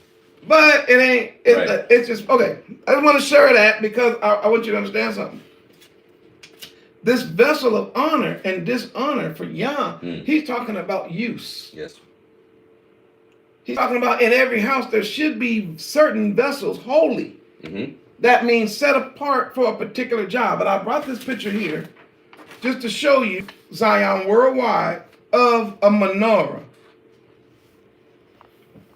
So, the people that are now occupying Israel, claiming to be Israelites, but they're Israelites. Right. Right? So the Israelis that are there are asking the Pope. This came out today, a couple weeks ago. They asked the Pope to give them that back. That's the menorah. From one thief to They another. knew had it. They knew he had it. Yes. I've been telling Zion this forever. They got all kinds of stuff. I've been telling Zion, y'all, those who've been following Moray for a while, I've been telling y'all they got all our stuff. All in the catacombs and hidden away. So why did they want this back? That's a vessel of honor. Yes, it is. And when they stole that vessel, now I shouldn't say back for them. Why do they want this? Because it represents something. The menorah really represents us.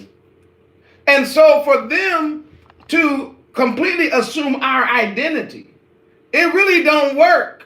Right. When these things that belong to us are not in our hands, so they say, well, we want it. We want this now. Right. Why? It's a vessel. This is what I'm showing you when I say a vessel of honor. The menorah was set apart. That's my whole point. That particular thing in the temple was set apart for Yah's use. Man, this wasn't supposed to be used, man, to light up no domino game. No. You know what I'm saying? Man, you don't be striking up the menorah, man, because you want to play some big whiz. Right. No, Zion. You use the menorah for worship. Just lit the temple. That's it.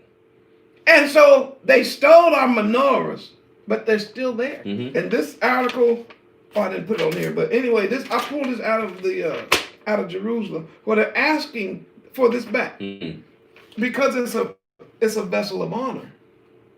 We had cups like that. Yes, we did. They were always getting jacked.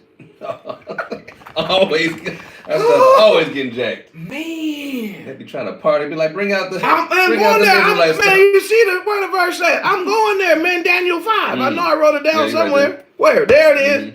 I'm going right there right now. Let's do it. Right. Let's go there now. So we had cups like that. Special cups used in the service of Yah, like this menorah. Yes, we did. We had special snuffers that lit the candles and put them out. Yep. We had special knives and forks and spoons and bowls.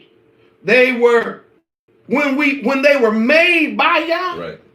When He instructed the people to make them, these were made to be in service. Yes, they were. For Israel. Yes. In the temple. Right? So let's get this. Let's see. And you segued into that so cool. He said they always getting jacked. Because you know Hezekiah, he was the first one to show Babylon. That's in Isaiah. It's in the book of Isaiah. Yep, that's when he went out there showing off. After he got healed, you know, somebody sent him a letter. King of Babylon said, hey man, hope you're doing fine and, you know, take care of yourself. He got so excited. He was like, oh, he checking on me. Y'all, come on, let me show you my stuff. Show you everything I got. And Isaiah went to him and said, man, what are you doing? He said, what did you do? What did you say to him? I showed him everything. He said, MTV Crib style. I showed him everything. He was tripping. Zion, we're giving you your history. This is our culture. This is our history. We're still dealing with holy, set apart things. That's the Quph. Come on, man. Read that because let's. Chapter 5 of Daniel. What happened? Verse 1. Belshazzar, the king, made a great feast to 1,000 of his lords. Wait, 1,000? 1,000 of them. Come on. And drank wine before the 1,000. Belshazzar, whilst he tasted the wine, commanded to bring the golden and silver vessels, which his father Nebuchadnezzar had taken. From where? Out of the temple. Out of the temple. Which was in Jerusalem. All right, so notice something. His father or grandfather, it could be his father, but you know, in the scripture, right. you know. All right, so his father Nebuchadnezzar is the same one that raided and killed all of our ancestors, all them ancestors of our, took us into Babylonian captivity. Right. So that's the person he's talking about, Nebuchadnezzar. So the last thing to be taken into Babylon was those cups and bowls and things. They came with the what they call the regal class. Right. Because the royal class was the last class to go. The musicians and the singers and all that. So they were taking everybody, the normal people from the 12 tribes and primarily from Judah and Levi and Benjamin. And then the last group that was to go was the regal class. Right. And then with the regal class, then came the temple wear. The temple wear, exactly. Mm-hmm. So when after Nebuchadnezzar got converted, mm-hmm. which is crazy because he actually wrote a chapter in the Bible. That praise of his man in Isaiah. I mean, in matter of fact, I think it might be the previous. Mm-hmm. It may be the previous chapter from where we are. So chapter 4. Yeah. Okay. So after he does his beautiful long prayer about his repentance and how Yah had him eating grass and then he got his mind back. That was crazy. So it ends, right? Mm-hmm. Then his grandson or his son, however way it goes, don't matter, is having a party for 1,000 people. Ain't that crazy? Now notice Nebuchadnezzar had kept the stuff locked away. Yeah, he did. Why? Because now that he got converted, he's like, hey, we ain't not dealing with this stuff. This stuff is not for our use. No. This is for Israel. Mm-hmm. It's set apart. There we go again. We ain't talking about these funny looking white people and from these Europeans. That's not what we call it holy. This is not what he's talking about. There's nothing like this in the word. Nothing. It means set apart. Right. So Nebuchadnezzar obviously decided I'm not dealing with them because those were set apart for Yah. Mm-hmm. And I already done tried him once and lost my mind.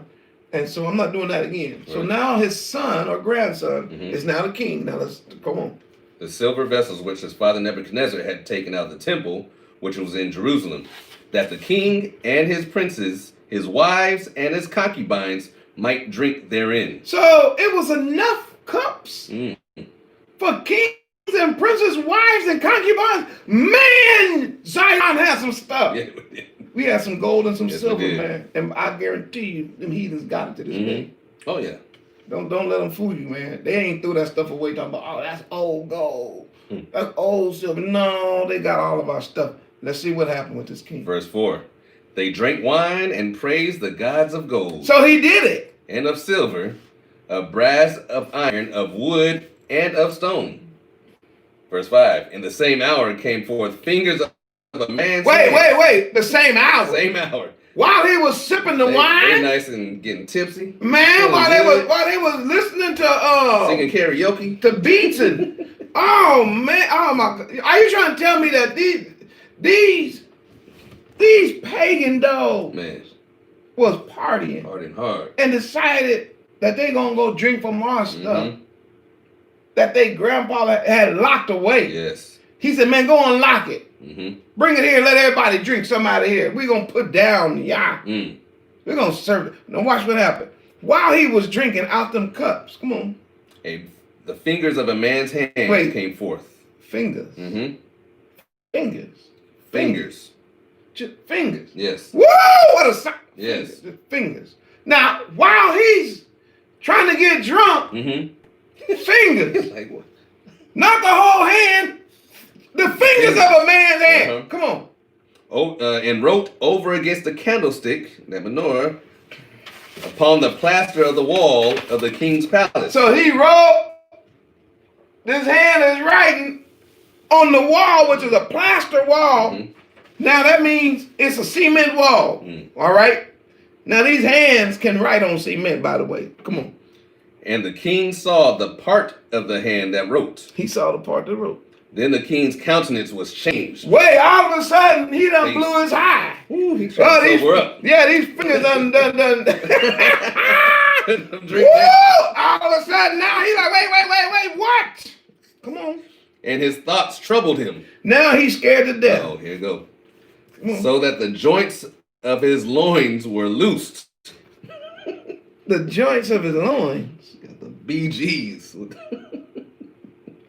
That means he shite himself. They all came out. That means he boo-booed. All over. That means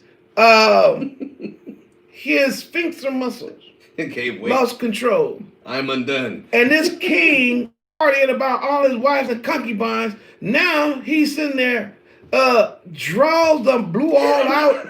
Man, he's a hot mess.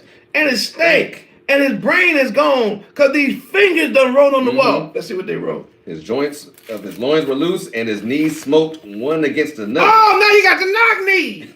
Oh, yo, you so scared. Wait a minute, you were just bold talking. Man, you was the Praising all uppity your- up and muckety muck. You done went all up in. Man, I'm just going up in here, man. Get these. Right. Man, we finna drink on the gold cups. Oh, okay, but now your knees is knocking because these cups were kodash. That's my point. Mm-hmm. These cups and bowls and dishes had a Quph.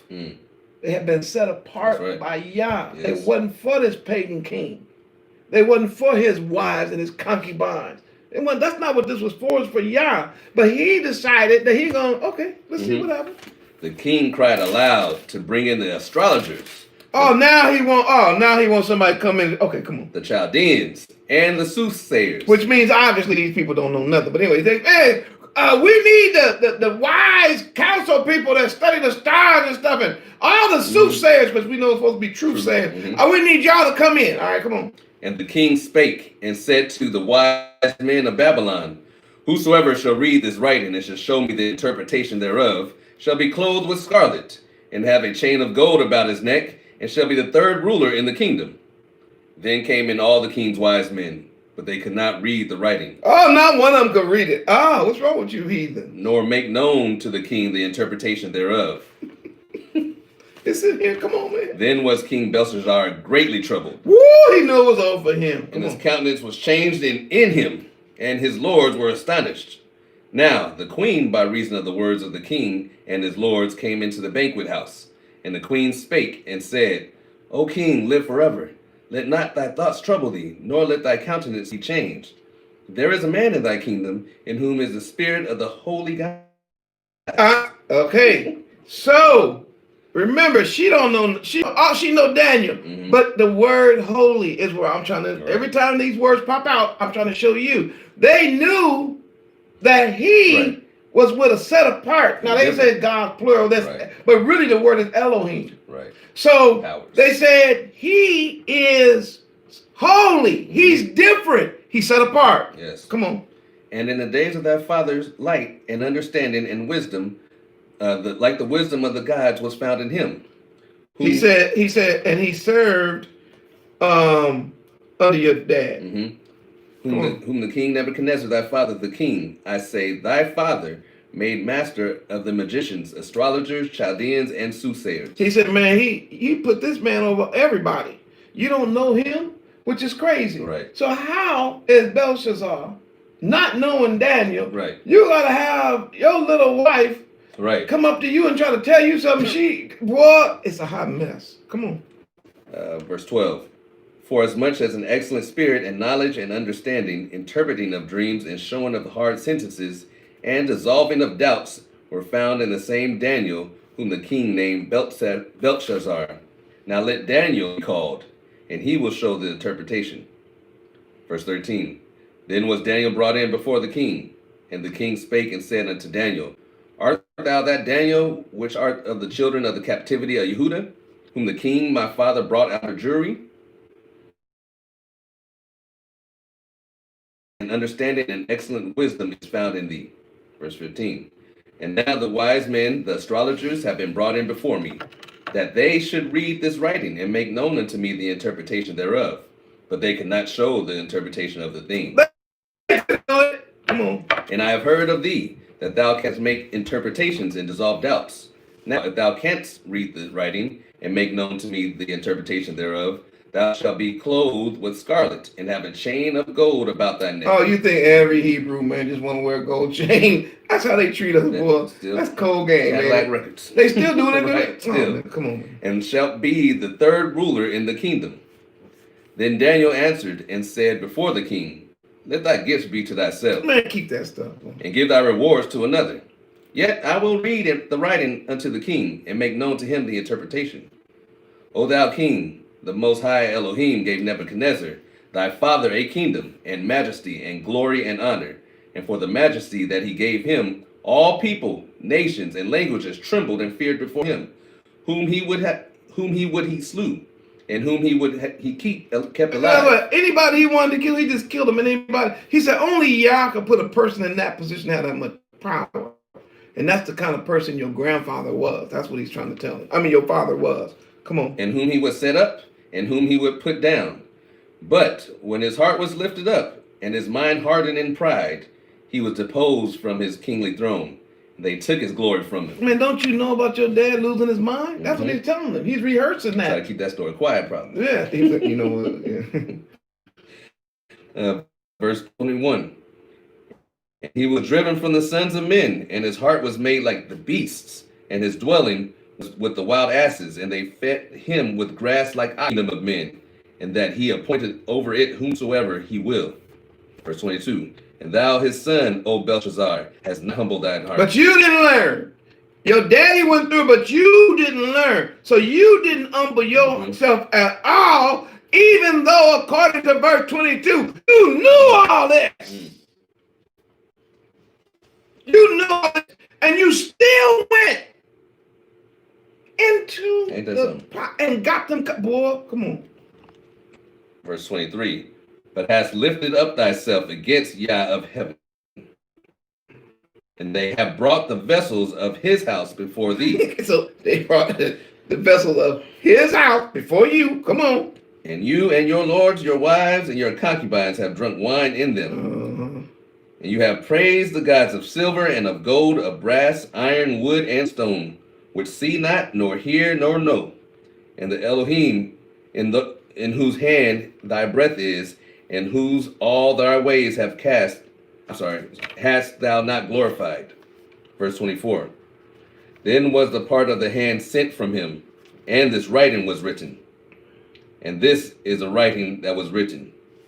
Mene, tekel, Upharsin. And this is the interpretation of this thing.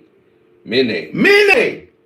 Elohim hath numbered thy kingdom and finished it. So now he's going to read Hebrew. Of course Daniel could read it. That's his daddy's handwriting. That's the handwriting of our father. Yeah. See, I'm giving Israel back their history and their culture. Right. See, the language of Yah is Hebrew. Yes.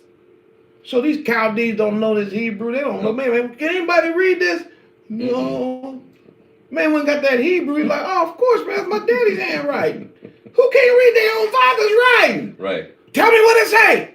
King, you don't want to know. You sure? Tell me what it say. Right. Man, I'm going to drape you with all kind of gold. He said, man, I already done peeped it. Before I walked in, I know saw you're it on the wall. You don't want to hear this. But I'm going to tell it to you anyway because you asked. This is the interpretation. Mene. Yah has numbered thy kingdom and finished it. Boy, it's over for you. Come on. Tekel, thou art weighed in the balances and art found wanting. He said, you a lightweight. Man, when you put you in the balance like you supposed to be a heavyweight, well, ain't nothing to you. You found wanting. You light as a feather. You act like you all of that and you really none of that. You act like you some kind of hero and you a zero. You have done nothing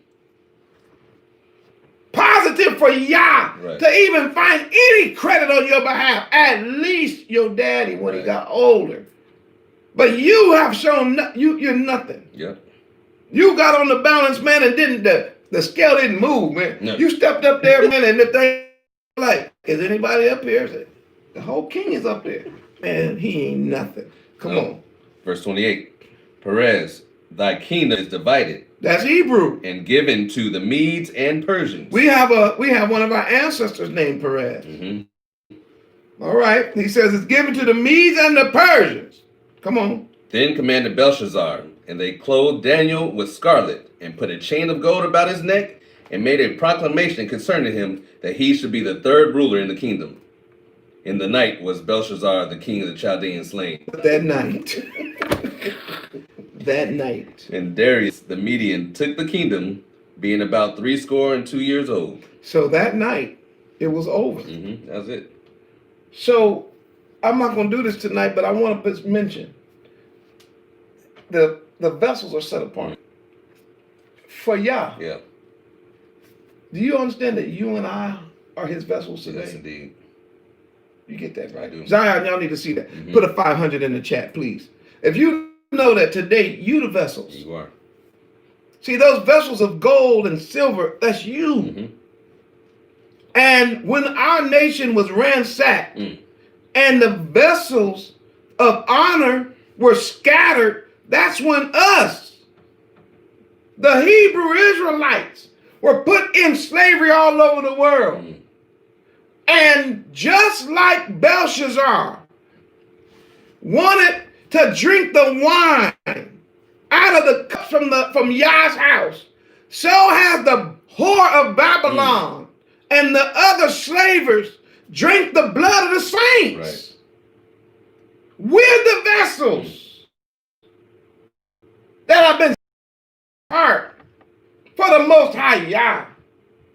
We are the ones that he has fastened to be, or fashioned to be used in his service. But what has happened? The powers that be used us, abused us, make fun of us for sport and play, and think they're going to get away with it. I don't understand that. If Belshazzar didn't get away with just drinking from a cup, what makes these heathens think they're going to get away from killing us, raping us? We're the real treasure.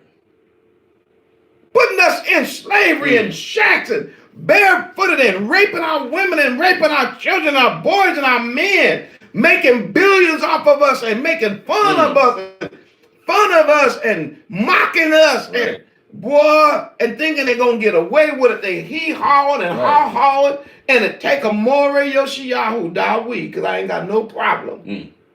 I will tell them in a minute, mene, to kill Ufase. That's right. And they say, what did that Negro just say?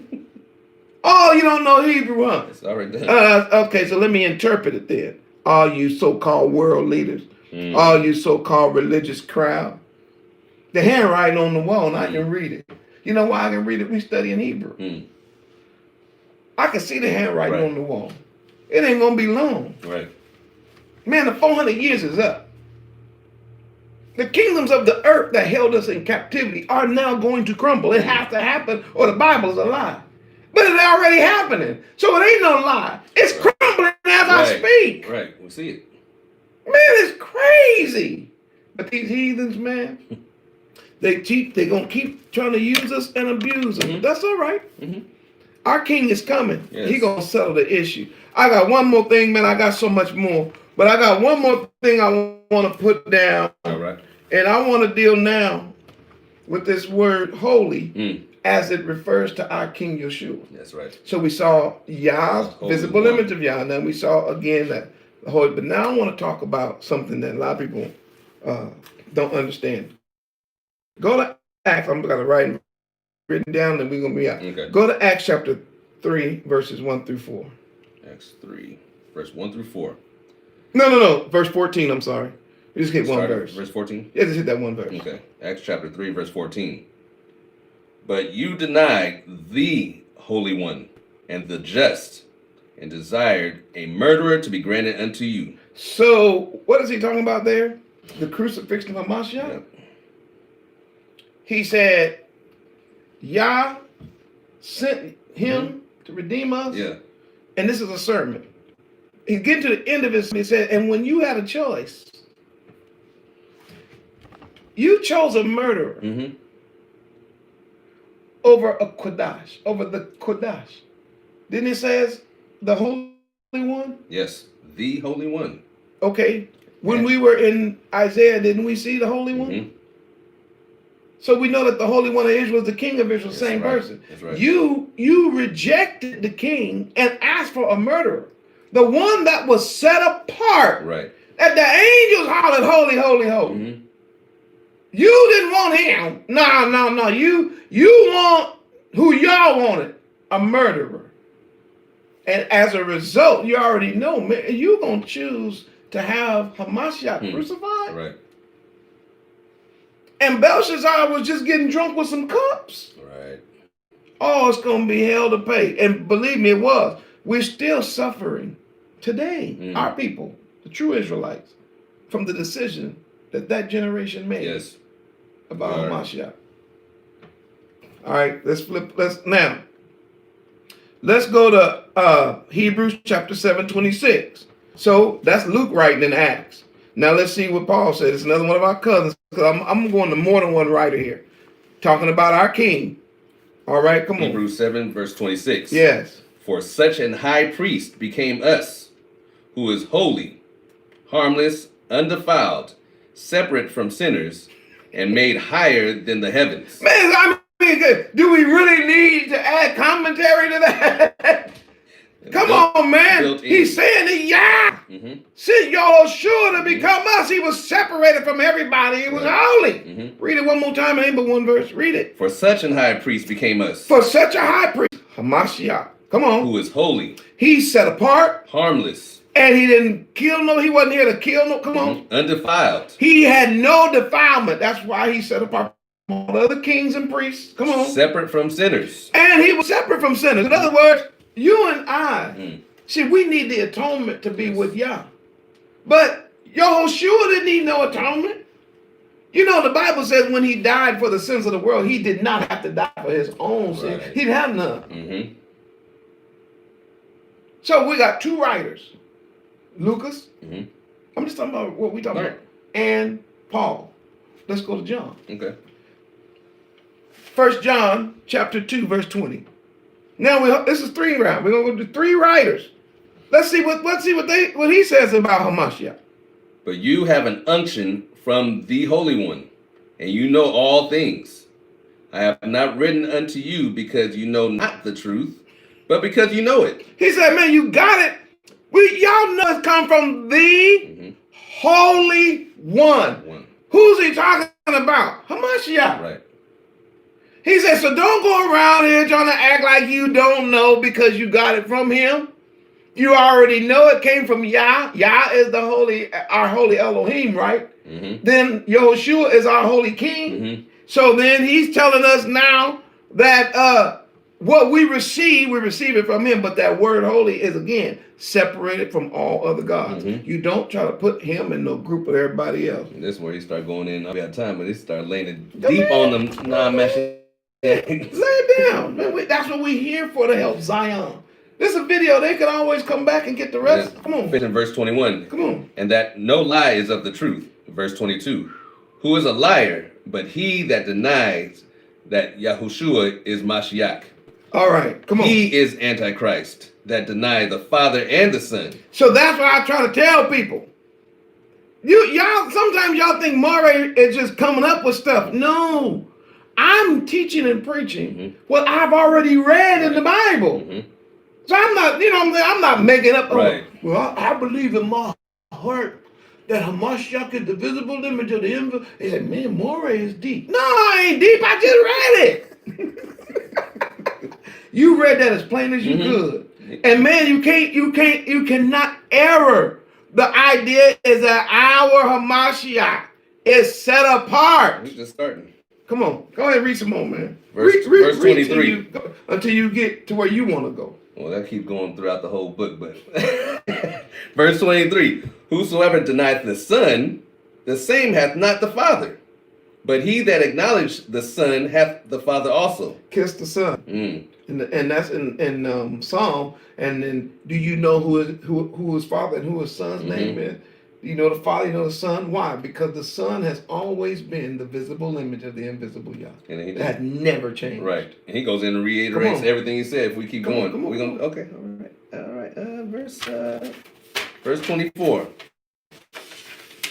Let that therefore abide in you, which ye have heard from the beginning.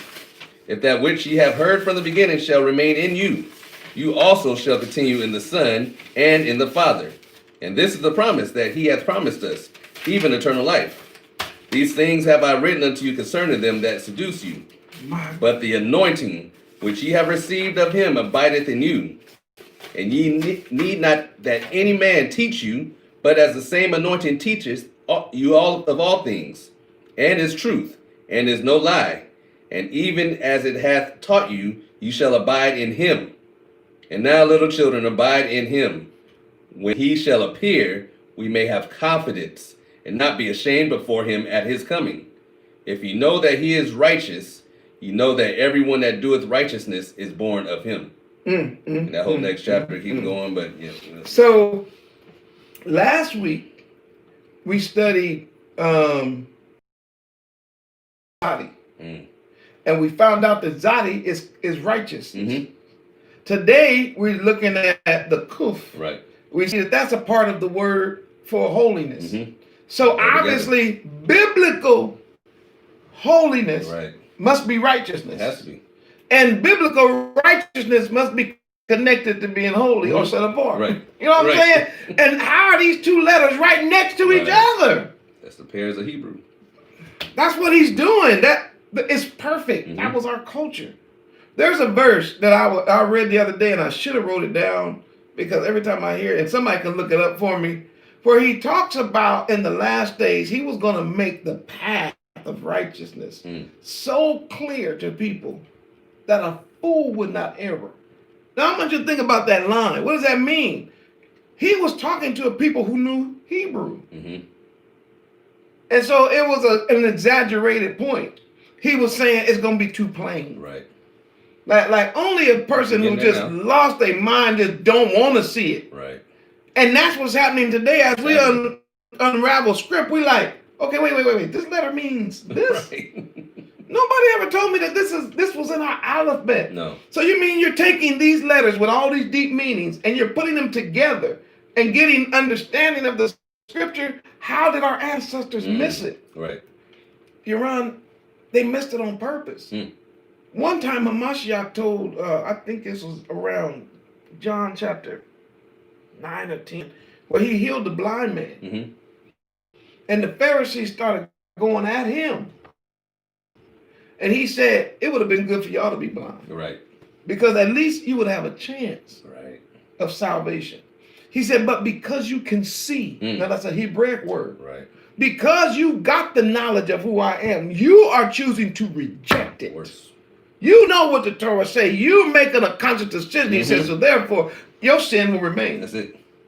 It's cold game. And look, Zion, as we study script, we're revealing some things to help you. Now, I want to show you. So we saw Luke in Acts. We listened to Paul in Hebrew. We saw John write it in 1 John. Now, let's listen to what Mark says the underworld said about him. Go to Mark. Let's hear him get out. Come on, Mark 1, verse 24. Chapter 1, verse 24. Saying, let us alone. Oh, I'm sorry. Got to go higher than that. Mark chapter 1. Where I want to start then? Hold on. When do y'all hear this? I'll get it for you, man. Hold on. Writing down stuff so fast.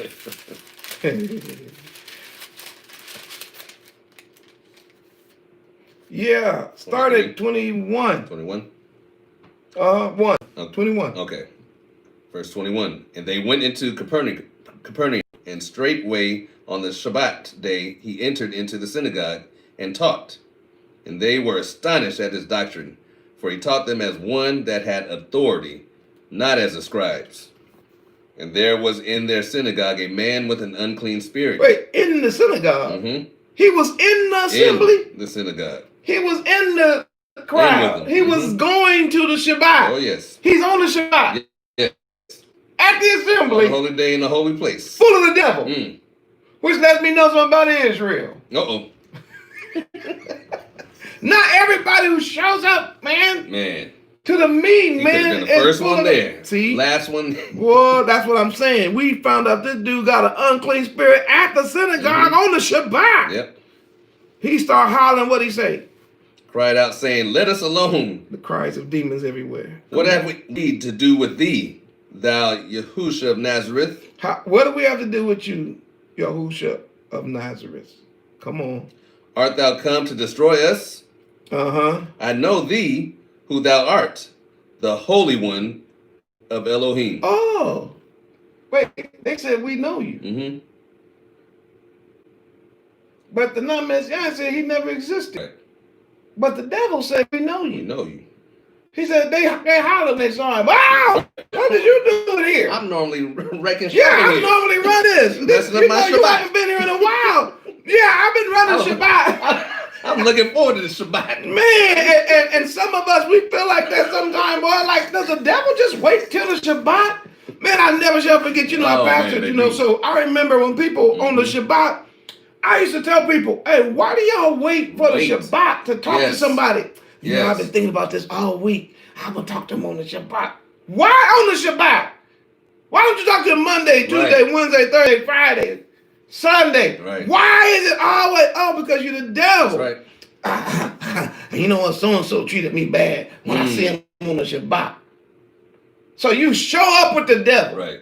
Show up with the demon. Don't hear nothing Maury teaching, nothing Uran teaching, nothing Hell Voice teaching. You ain't hear no praise or nothing. You just waiting for a break in the action so you can go grab somebody and tell them something. You got a piece of your mind. Right. But then one day you show up to Shabbat and Hamashiach is there. Now you get ready to act a fool and you look around, see him. That's that. It's in the Bible. What you doing here? So you know these are cousins, right? Yes. Come on. Verse 25. No, wait. Go back 24 at the end. Saying, I know thee. Oh, yes. I know thee, who thou art, the Holy One of Elohim. So listen, I told you that the non-messianic maniacs is dumber than the devil. How come they don't say you don't exist? Right. How come they don't say there's no such thing as you? Right. How come there ain't no? Why is the underworld saying I know you? Repeatedly. Okay, based on our record, Isaiah and Jeremiah, Satan, the devil, was kicked out. Right. So, in the beginning, all of these angels were with Hamashiach. Yep. In the beginning. They were with the visible image of the invisible Yah in the beginning. Yes, indeed. Remember, Hamashiach is before the foundation of the world. Right. Man, they know each other, is what I'm saying. So when Satan, which was Lucifer at the time, when he launched a coup to try to take the throne away, man, you know, he got kicked out, headlong, going to hell, period. So did his followers. Yes. Which I don't even know how he did this. How could you be in the kingdom and listen to somebody and make them go against your king? Right. I got some brothers and sisters that used to be with the ARK and we were teaching and they was growing in the kingdom. They in the kingdom. Yeah. Let a heathen outside the kingdom tell them ain't no kingdom. Ain't that something? So now they don't believe in the king or the kingdom. Man, that's the dumb. Almost said something. Yeah.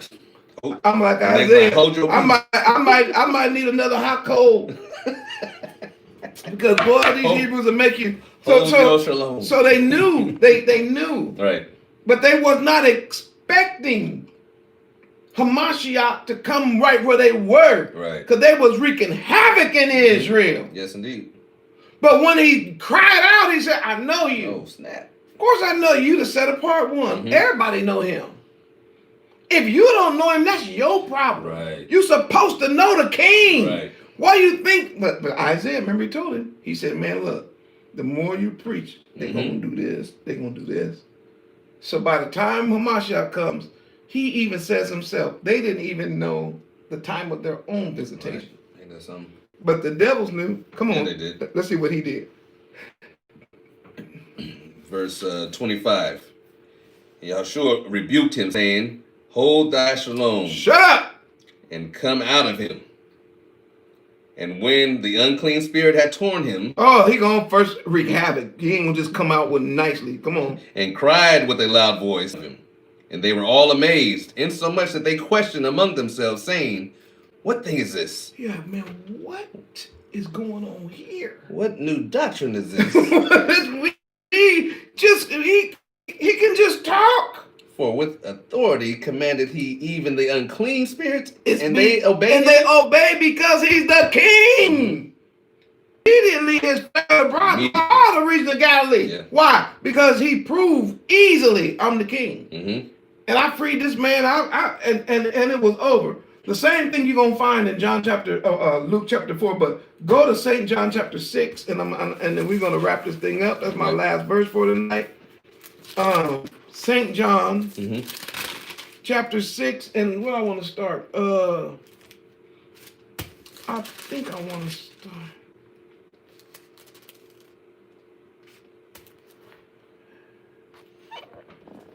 Whew. Right. Yeah. Break it up. Yeah. Yep. I tell you what we're gonna do. We're gonna skip this one because what I wanted to show, and this is I remember what I was getting ready to do. All right, so what we're gonna do is we're gonna just pause it right here. I think we proved beyond a shadow of a doubt that Hamashiach is the set apart one. He is. So Revelation. When we get to Revelation chapter 4, we see he's the set apart lamb. Right? In chapter 5. And then when we get all the way over into 19, because we were doing this together, remember? So we went 17, 18, 19. Right. I mean, we started 16, and we did all those verses to get to him being called the king. Right? We find out they're gonna give him praise and call him holy. Yes, indeed. That's in the so the same praise that we hear in Isaiah is given that the angels same ones are giving to Yah. Those same angels are giving it to Yehoshua. Why? Because there's no two. Right. Yehoshua has always been the visible image of the invisible Yah. Do you think that you got two gods and the angels are trying to decide, should I praise this God? Should I praise? No, that's not that is not the Hebraic way of seeing it. Yah is Israel set apart El. He's our Elohim. Yes. We are Yah set apart people. Right. And so when Yah got ready to redeem his people, he did it. He did it with his own blood, which again was set apart blood. My blood, boy, let me tell you something, man. Ain't no way my blood could have healed or helped nobody. It's got sin in it. It's tainted. Yeah. I was trying to find my little, what my phone, man? It's tainted. We're born in sin, shaped in iniquity. So how can my blood pay for the sins of the world? It can't. We got to have a set apart king, a set apart priest. We have to have a set apart prophet. We have to have a set apart savior. He has to have set apart blood. He has to have a set apart kingdom. I can go on and on because everything about him is set apart. We just read his doctrine. Right. Man, nobody could preach like him, talk like him. Man, he was so righteous and holy that he was able to purchase me and the whole nation. Right. So much so that the Bible says that Yah exalted him. And I was going to show you tonight with that Quph and how, of course, Hamashiach lives out that. Right. He's the great shepherd, but then he humbled himself. Sure did. Man, that thing is so cold-blooded, man, in righteousness. And then he's going to be raised. And Kodash also has a shin. We're going to get to that in a couple of weeks, where it means we're going to have to learn how to be separated in this world. Yes, we have to be in the world, but we don't have to be of the world. I can't get no spaceship and leave because Christmas is coming. But I have to go out and get no elves and put them all in my front yard and pull no tree in the and house. Bring no tree and nail it up. No, I don't do none of that. I can be in this world and not of the world. Yeah, hallelujah. I can make one phone call and tell Auntie I ain't coming over. That's just that simple. Child, you ain't got Auntie. I'm in the world. I'm not of this world. Why don't you come over for Hanukkah? Oh, you ain't got time for that. Okay, all right. You ain't got time to dedicate yourself. No, I tell you what, I'd rather just hang out with a couple of Hebrews who understand who they are and whose they are, and we will be the set apart remnant. Because that's what that Koof is really all about. And again, the sun is going down, man. It's time is almost up. It is. It's time for us to start gathering one with another. Our king is coming. Y'all, we got to get out of here. Yes, we do.